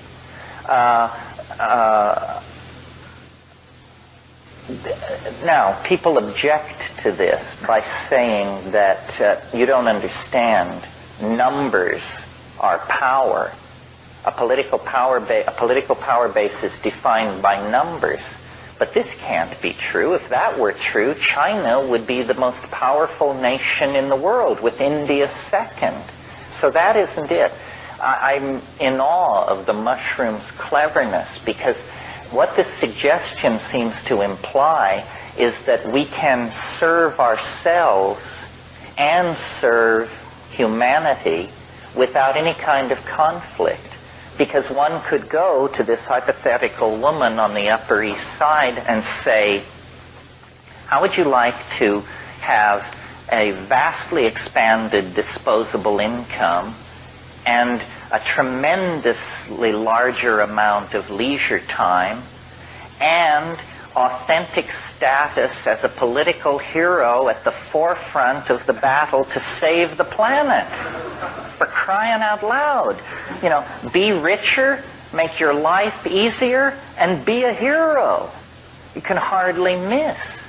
Now, why are we not hearing about this from any quarter of society? Because I think most people think, actually, that there are no solutions. They think we're just going to run this baby right over the edge of the cliff and that'll be the end of it. Well, when you point out that something as simple, as voluntary, as limiting your reproductive replacement to one child would chop the population of the earth in half in 50 years, people are stunned. You know, they never thought of that.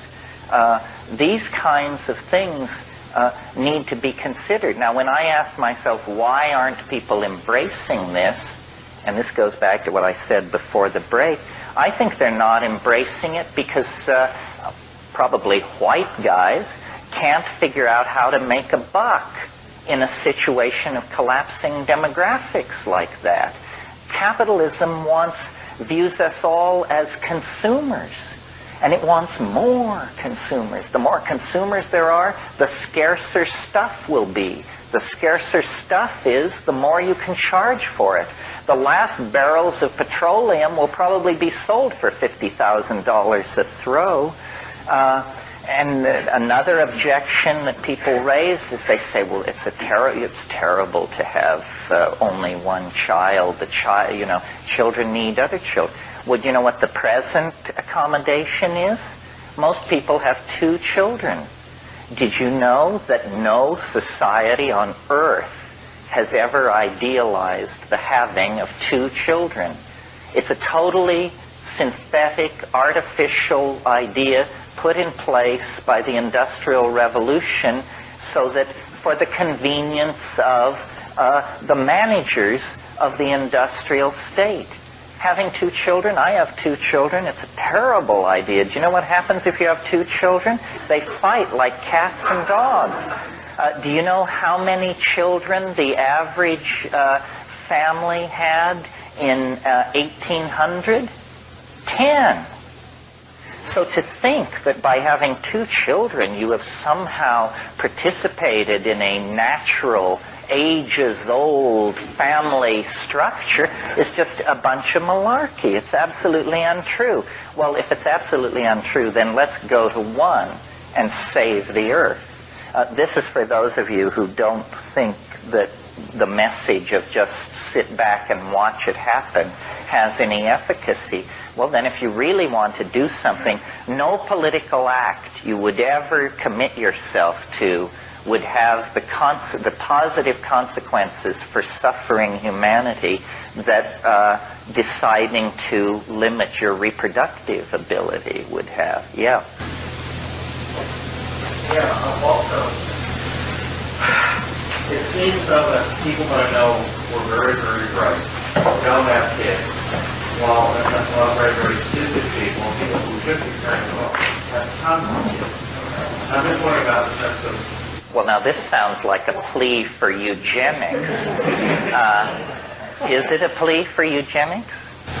Well, Anyway, there's a logical error in your argument, which is that you think that smart people have smart children.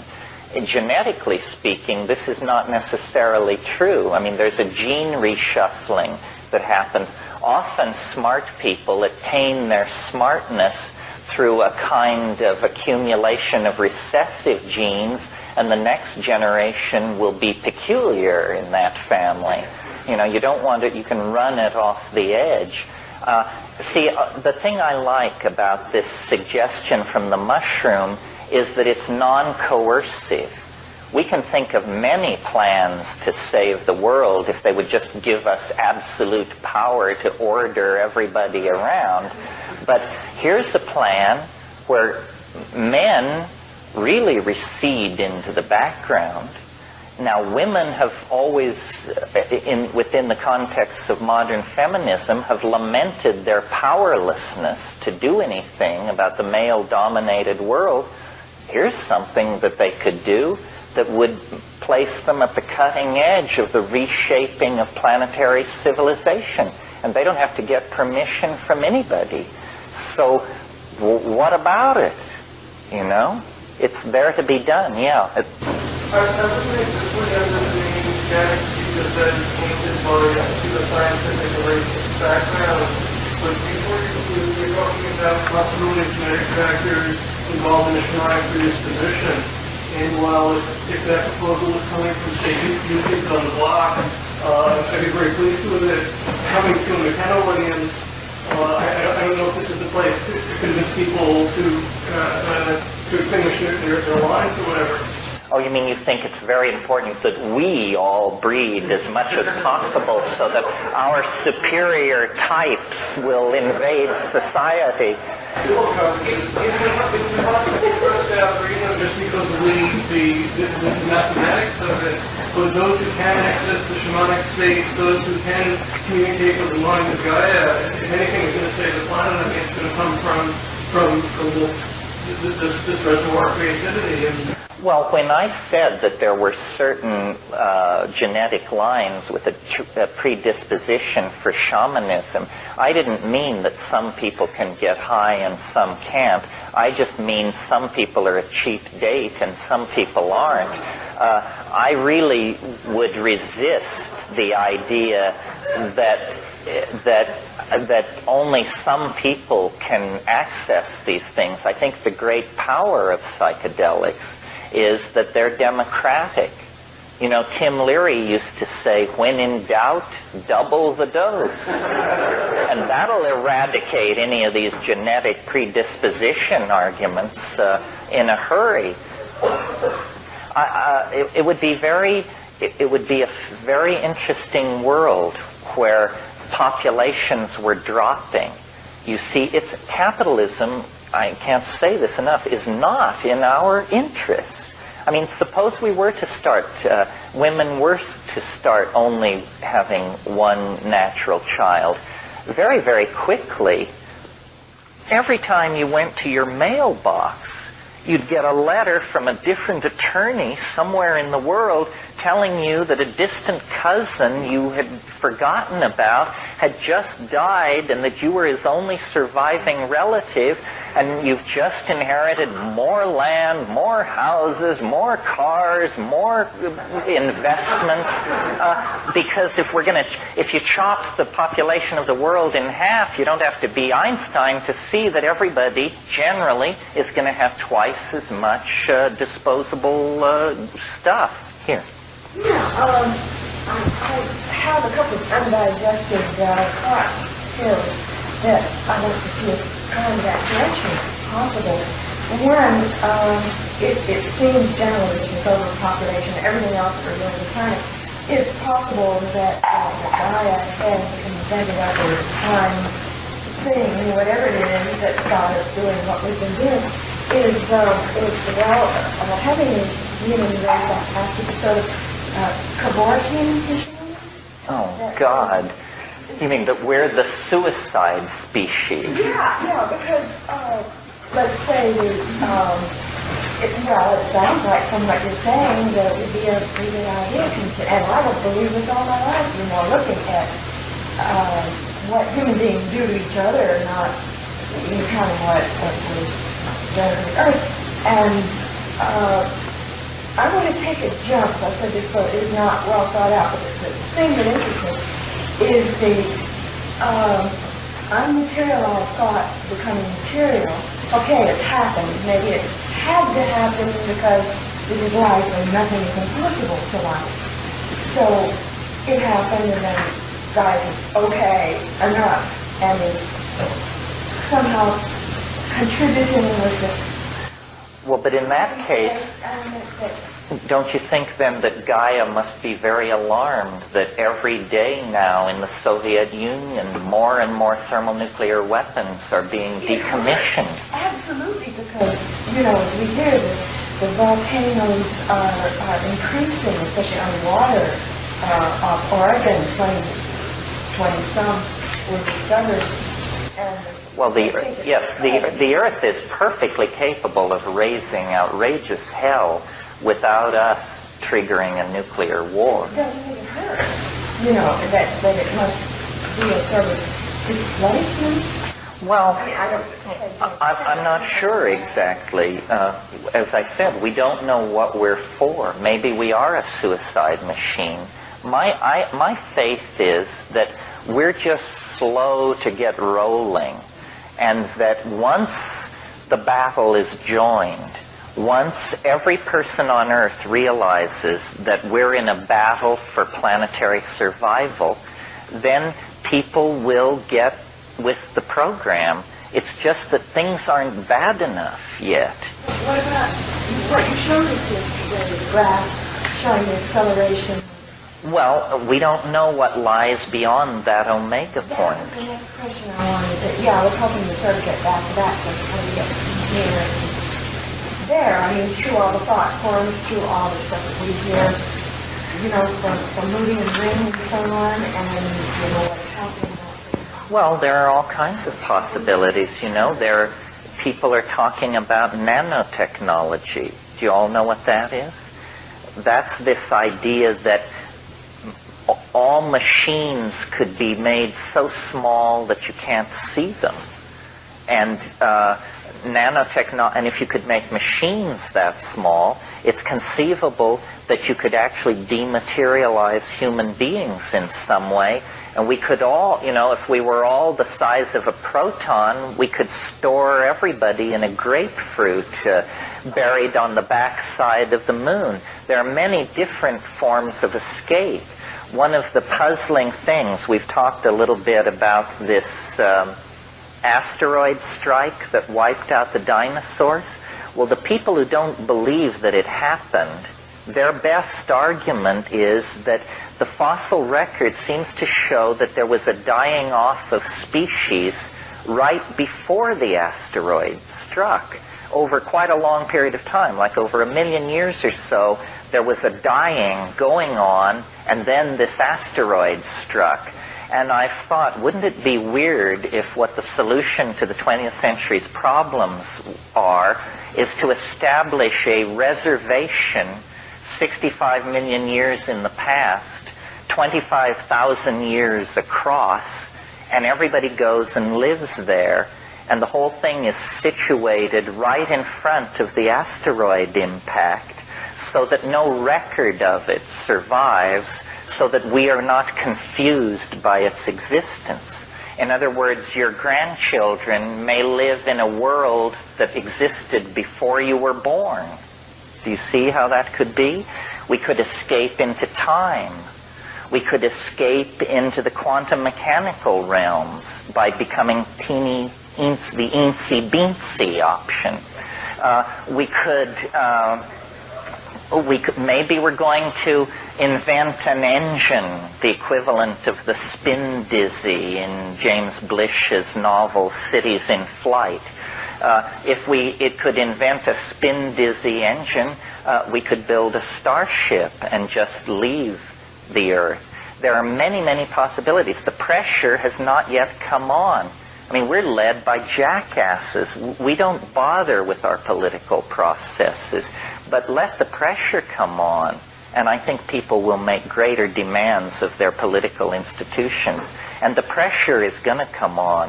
One thing I'm confident of is things are going to get worse before they get better. I find myself in the position of sort of cheering it on, because it is going to be a forward escape. There's no going backward. Things must get worse before they get better. I remember when 3 Mile Island happened.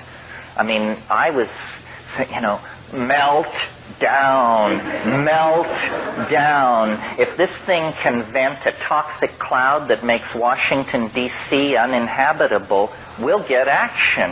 You want to see environmental consciousness move to the top of the agenda? Wipe out Washington, D.C. with a broken nuclear power plant, and by God, you'll see action.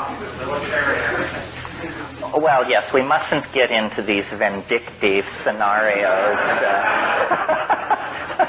But, it's generally credited, if you read the people involved, that really what turned things around in the Soviet Union was Chernobyl.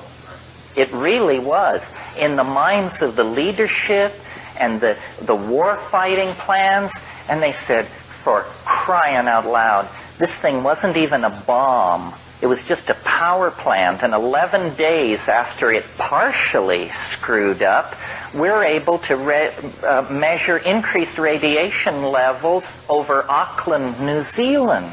One power plant.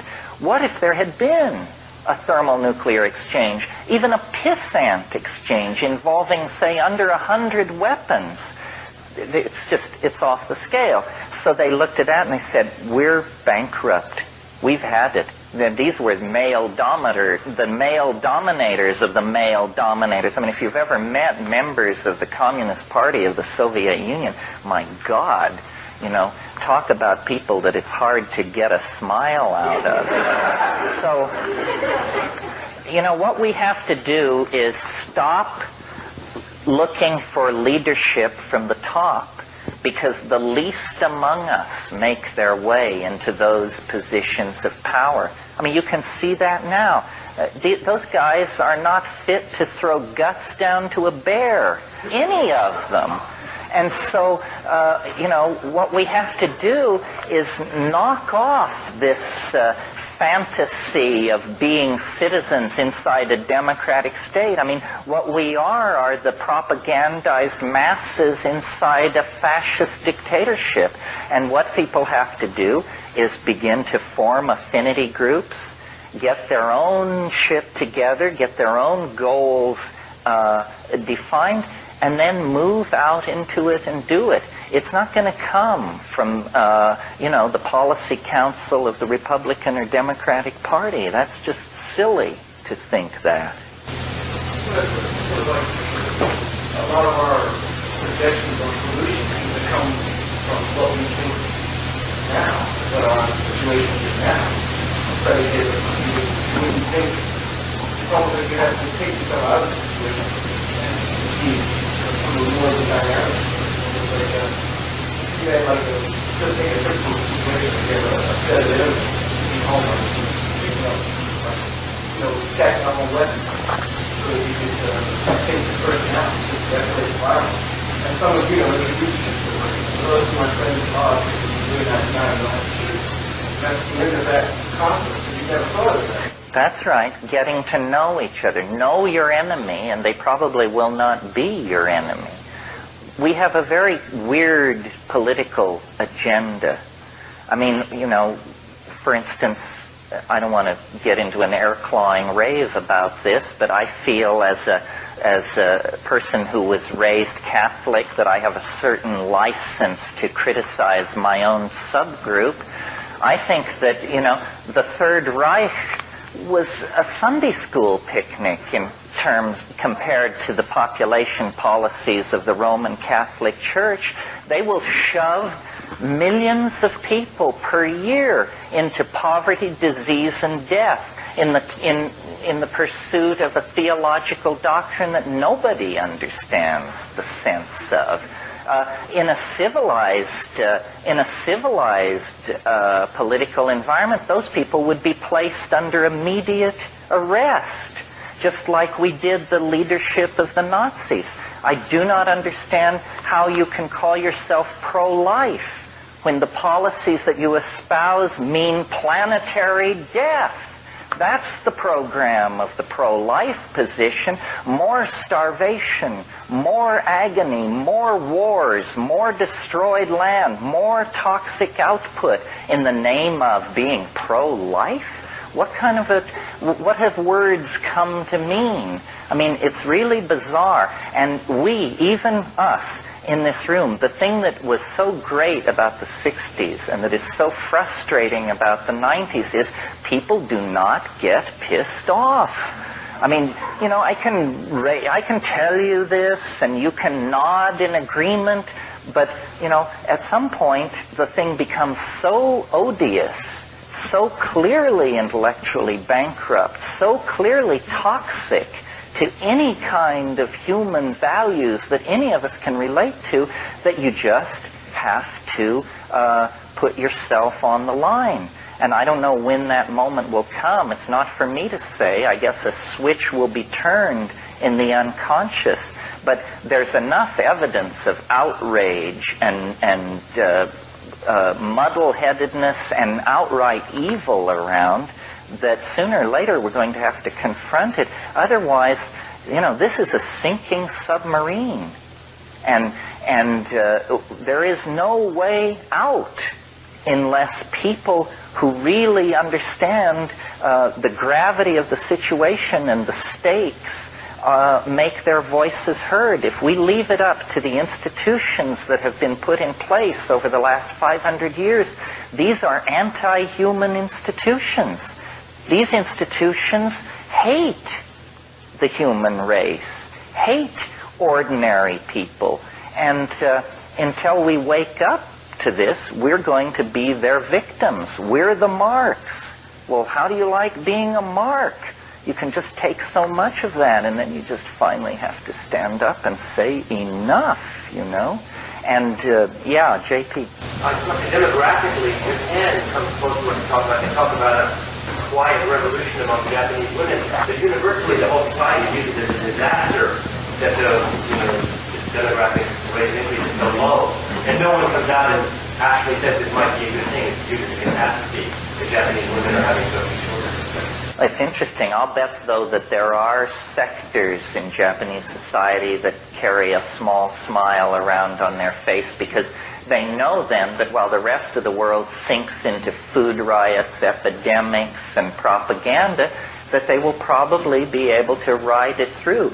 The genius of the Japanese is that they have been living in an environment requiring careful resource management for centuries. They're masters of two things: resource management and long-term planning. We don't understand either. Our attitude is chop it down, move on. See what tomorrow brings. Well, there's a yawning grave waiting for people with those attitudes, yeah. In your book, you offer some potential solutions for the growth problem.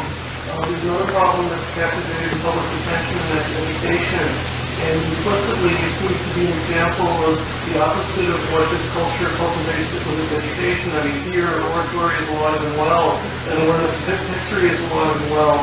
And I'm wondering, how did you choose to educate your own children, and how have your experiences, what do they point you towards as far as the kinds of educational reform that this society needs? Well, you're right. Education is the key. And,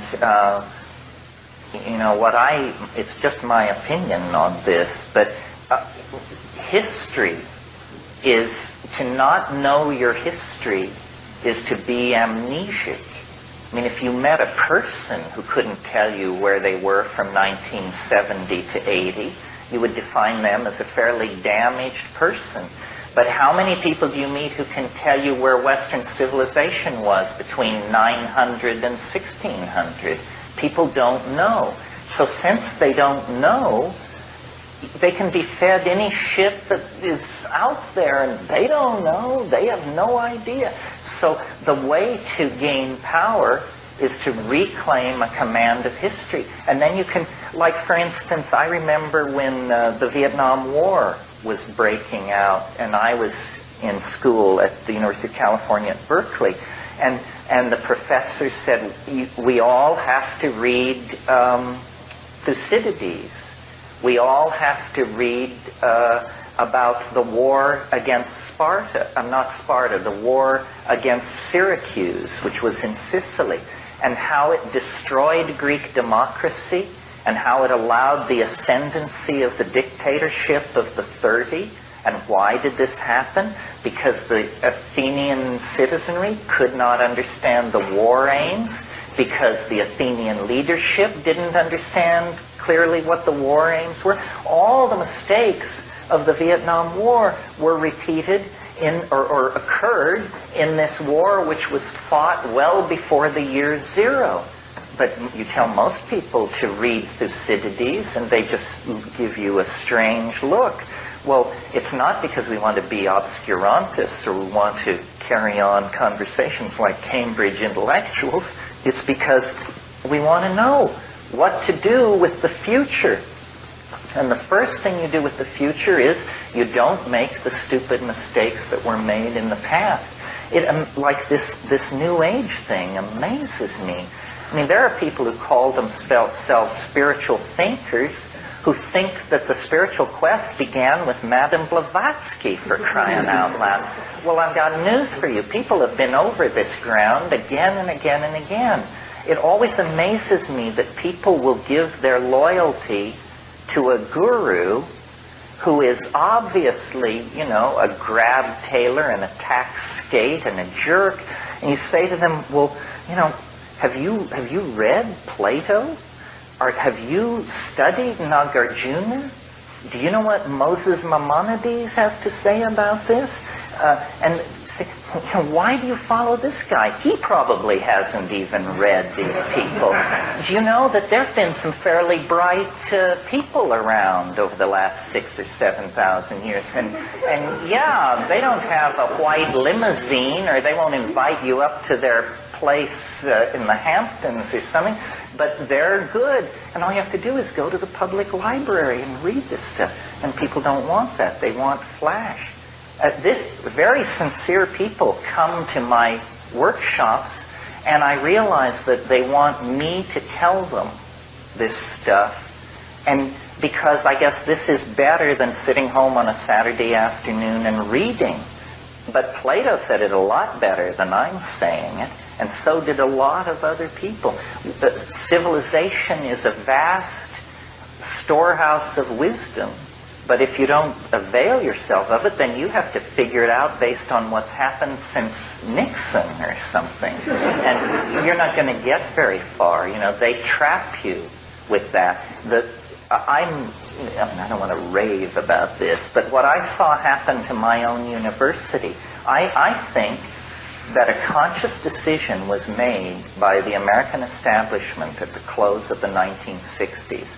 And what they said to themselves was, this idea of universal education and an educated citizenry, this we don't like. We see now what happens when you educate your citizens. They figure out the game, and they come to you with their plans for reform and how to make it better. So I was like among, at least at the University of California, I was among the last people to go through that university where the goal was to inform you about the nature of the enterprise called Western civilization.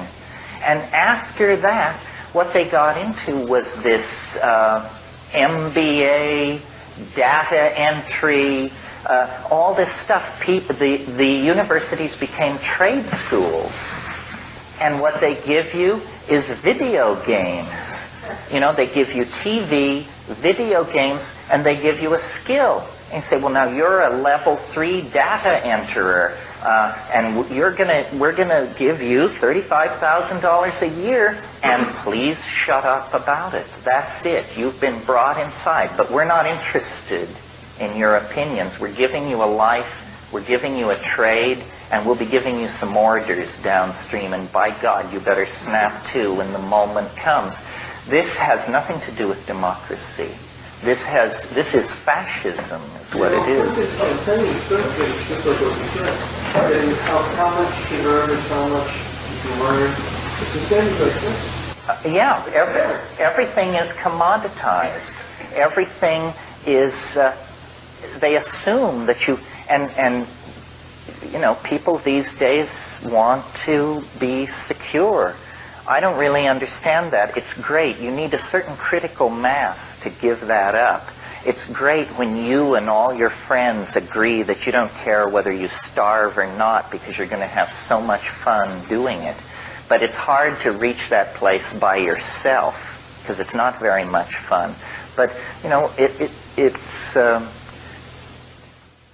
there is a problem in that we are manipulated and we are not empowered, and those who are empowered, it wouldn't be so bad if they had a plan, but their plan is, you know, another house, another Mercedes, a deeper swimming pool. This is no plan. And so it's up to the creativity of ordinary people.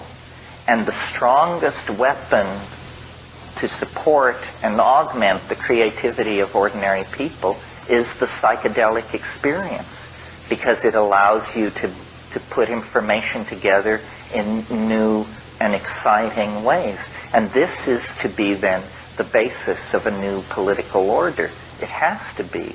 And if we don't react, then you know, the mushroom said to me once, it said, if you don't have a plan, you become part of somebody else's plan. Because there are only planners and plannees, you know. So what do you want to do? You want to be part of somebody else's plan or get your own agenda together? Yeah. How does your psychedelic experience in the university or any education? Well, you stop lying about it, for openers. I mean, I deal with this with my children, you know. I mean, we live in an area where half the population grows dope, and once a month they have anti-drug day at school, and it's just the level of cultural schizophrenia is just awesome, you know. So I just tell my kids the truth. And I say, here's what it is. There are good drugs and bad drugs, but mostly it's the monkey doing the drugs. And, you know, inform yourself.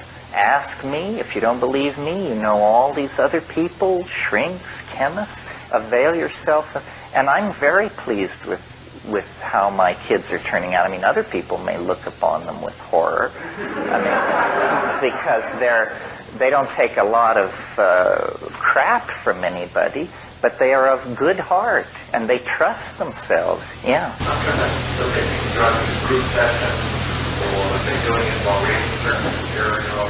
Well, no, the thing to do with the drugs on that level is let's unshackle psychotherapy and stop having it be this playpen game and actually get it into play. Psychotherapists are an incipient shaman class. I mean, obviously they aren't all, but that's the place to start. People who want to help people, people who have a portion of a medical education, and people who are interested in the dynamics of the mind.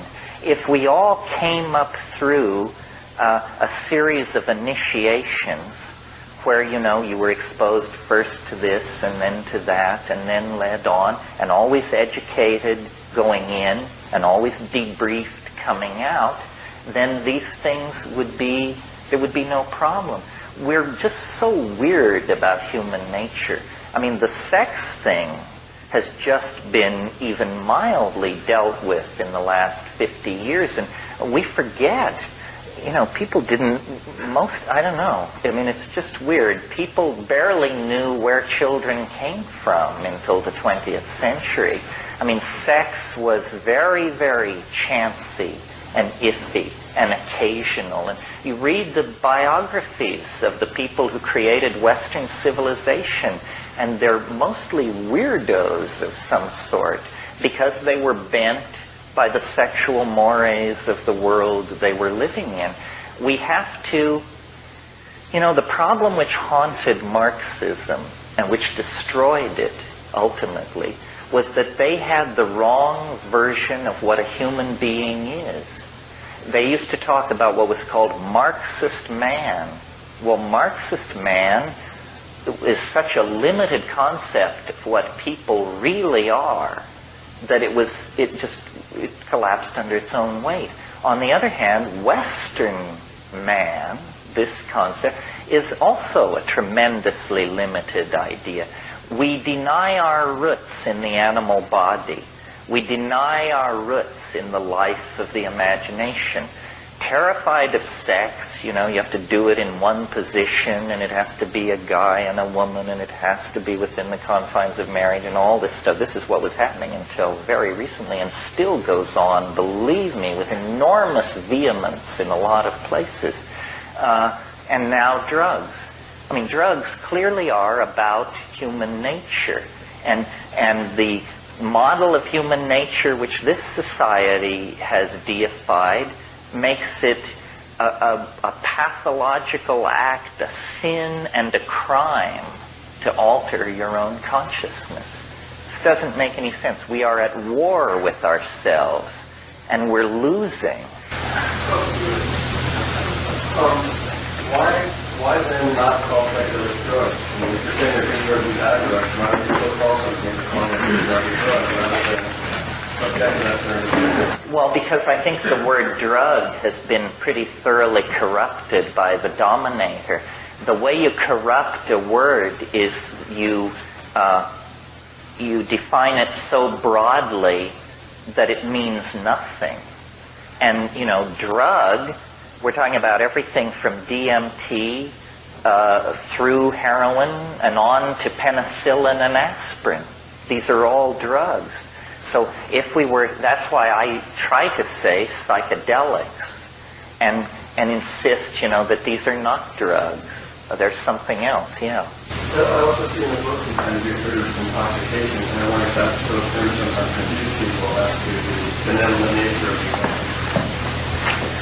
these. Yeah, you may be right. I've been in this business so long that the word intoxication doesn't have that connotation for me. But one can never be too careful about the words one uses because they become realities. I'm not entirely happy with that book. I mean, and of course, once you write a book, then people come to you not only with criticisms, but with suggestions, and you see how it could have been a much, much better book. But on the other hand, it was right for that moment, or it was as right as I could make it for that moment. Yeah. Did you want to? Nope. Anybody? Yeah, back here. It seems like you only like to be serious and not coming up against society, trying to get back into it after you've had a feeling experiences. or taking DOE, taking SAT, whom I have that, wearing a suit. Stuff is not allowing me to come in and make it change. So how can I do it from without, which you suggest that I do look like me, someday, 20 years down the road, be able to express what I know now. And that's a really hard time with the old generation, when people in their 20s come back in and express what they're expecting here. Well, there's real youth phobia. Youth is regarded as subversive. It's almost regarded as a standing army within society that belongs to a foreign power. The generational gap is not driven by the young, it's driven by the old who are nervous about giving up power. I mean, their attitude is, we can't trust you with the keys to the car. But the problem is, they're driving the car over the cliff at 200 miles an hour. So I don't really have an answer for this. I mean, I feel very, very fortunate in that I have very rarely and only for brief periods of time ever had to take orders from anybody. Now, in order to achieve that, I had to do a number of things that prudence dictates I not even mention here. But you have to be very suspicious. You have to keep clear. They're always trying to get you down into the hole that they're in, And, yeah. There comes that belief that you're actually in something. Everybody says, well, how do we function in society? Well, the fact that we're actually in society is a kind of, well, I'm saying it's a construct. It's not really it's not a natural reality. Right, it's a myth. It's a myth. And all the things that go on, there's really just a collection of tales and functions and rules, which if you try to get 10 people to define, once you have to get somebody on their effect, you wouldn't be able to get a consistent explanation. But the idea is that the thing you're talking about getting yourself out of is not the society so much, it's the economic continuum. Now I don't have to answer to my boss, or I don't have to answer to my landlord if he's not answering, or I don't have to, it's like a chain of command. It's something like a bunch of people would drop out if you eliminated that one thing, the economic. Obviously, so you're set up as somebody else's economics. Just being like police officers, you just jump and go upset. The other thing is, we always talk about the future and the past, but if you will analyze it for a moment, there are many pasts. I mean, very few of us were probably in the same place last night. But we're all here now. So that means that many pasts lead into this nexus of the present. And 3 weeks from now, very few of us will be together. I mean, some who came as couples, if they're lucky, will still be together. But so there are many futures and there are many pasts. And the thing to do is to realize that you're not being borne along on the current of some kind of inevitable thing where you're embedded in it like a raisin in bread. You're able to steer. You're able to steer away from things that are bringing you down, and you're able to make alliances and relationships with things which support you. It's all about personal empowerment. And personal empowerment means deconditioning yourself from the values and the programs of the society and putting your own values and programs in place. As long as you define yourself as a citizen, as long as you wait to be informed by NPR as to what the real nature of the world is, you're not going, and I listen to NPR, I'm not, they're the best of the lot, because the rest is such garbage you can't even get near it. But nevertheless, I notice on NPR an enormous amount of whining. What you have to do is realize that you are what I call, or that the thing to shoot for is what I call extra environmentalism. You know how people sometimes say, I feel like a person from outer space? That doesn't sound like such a bad way to feel. That means that you see what's going down. You see the game that's being run, and you don't buy in. You know, they can't buy you with a Mercedes or business trips to Paris or something like that. You're smarter than that. It's a kind of controlled alienation, you know, where you actually cultivate extra-environmentalism. The great thing about an extra-environmental is that you're at home everywhere. Every place is your home. And therefore you are always comfortable. And you don't have to be with people of your class or your color or your earning capacity to feel all right. I think I said this at one point, but my namesake is the Roman poet Terence. And he wrote these really trashy little social commentary plays. But one quote of his has come down as fairly memorable. He said, I am a human being, therefore nothing human is alien to me. You see? And that's this thing where you accept the human, you become the extra-environmental. But when you're with the Japanese, you're perfectly able to accommodate yourself to their values and styles. When you're with folks in Lawrence, Kansas, you can come up to that measure. And it's a kind of shifting, it's a magical thing. It's a shamanic thing. You're a performer. You always move through these things with a sense that this is not who I am. This is not what I am. This is merely a response to the demands of the moment. Yeah. Why is that very transcendent? Well, because these realities are that in that understanding. You know, like people say, one of the things I once said to the mushroom, why me? Why are you telling me all this stuff? And without hesitation, it said, because you don't believe anything. You don't believe anything. Belief makes it impossible to believe the opposite proposition. And that means you've just truncated your freedom. No matter how noble the belief you have taken on, you have just rejected and limited your ability to believe other things. My favorite story shows you how proud I am.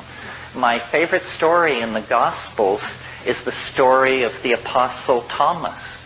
Because you will recall that after the crucifixion, this is a good place to end. This is an alchemical story. After the crucifixion, Christ appeared to the apostles in the upper room in Jerusalem 40 days after. And Thomas was not there. I don't know where he was, somewhere. They'd sent him out for sandwiches or something. Anyway, he came back and they said, the master was with us. And he said, come on, you guys. He said, you've been smoking too much Red Lab we brought in 3 weeks ago. And they said, no, the master was with us. And he said, unless I put my hand into the wound, I will not believe it. So then time passed. And then Christ came again to the apostles. And Thomas was among them on this second get-go. And Christ walked in and kicked off his overshoes and looked around the room. And he said, Thomas, come forward. Put your hand into the wound. Which he did. Now, people have different interpretations of this story. My interpretation of it, which is what I leave you with, is that alone among all human beings, in all of human history, only one person was ever so privileged as to be allowed to touch the resurrection body. It was Thomas the doubter who was allowed to touch the resurrection body because he didn't believe. And so if you want to touch the resurrection body, be very careful with where you commit your belief. Keep your eyes open, stay smart, take it easy,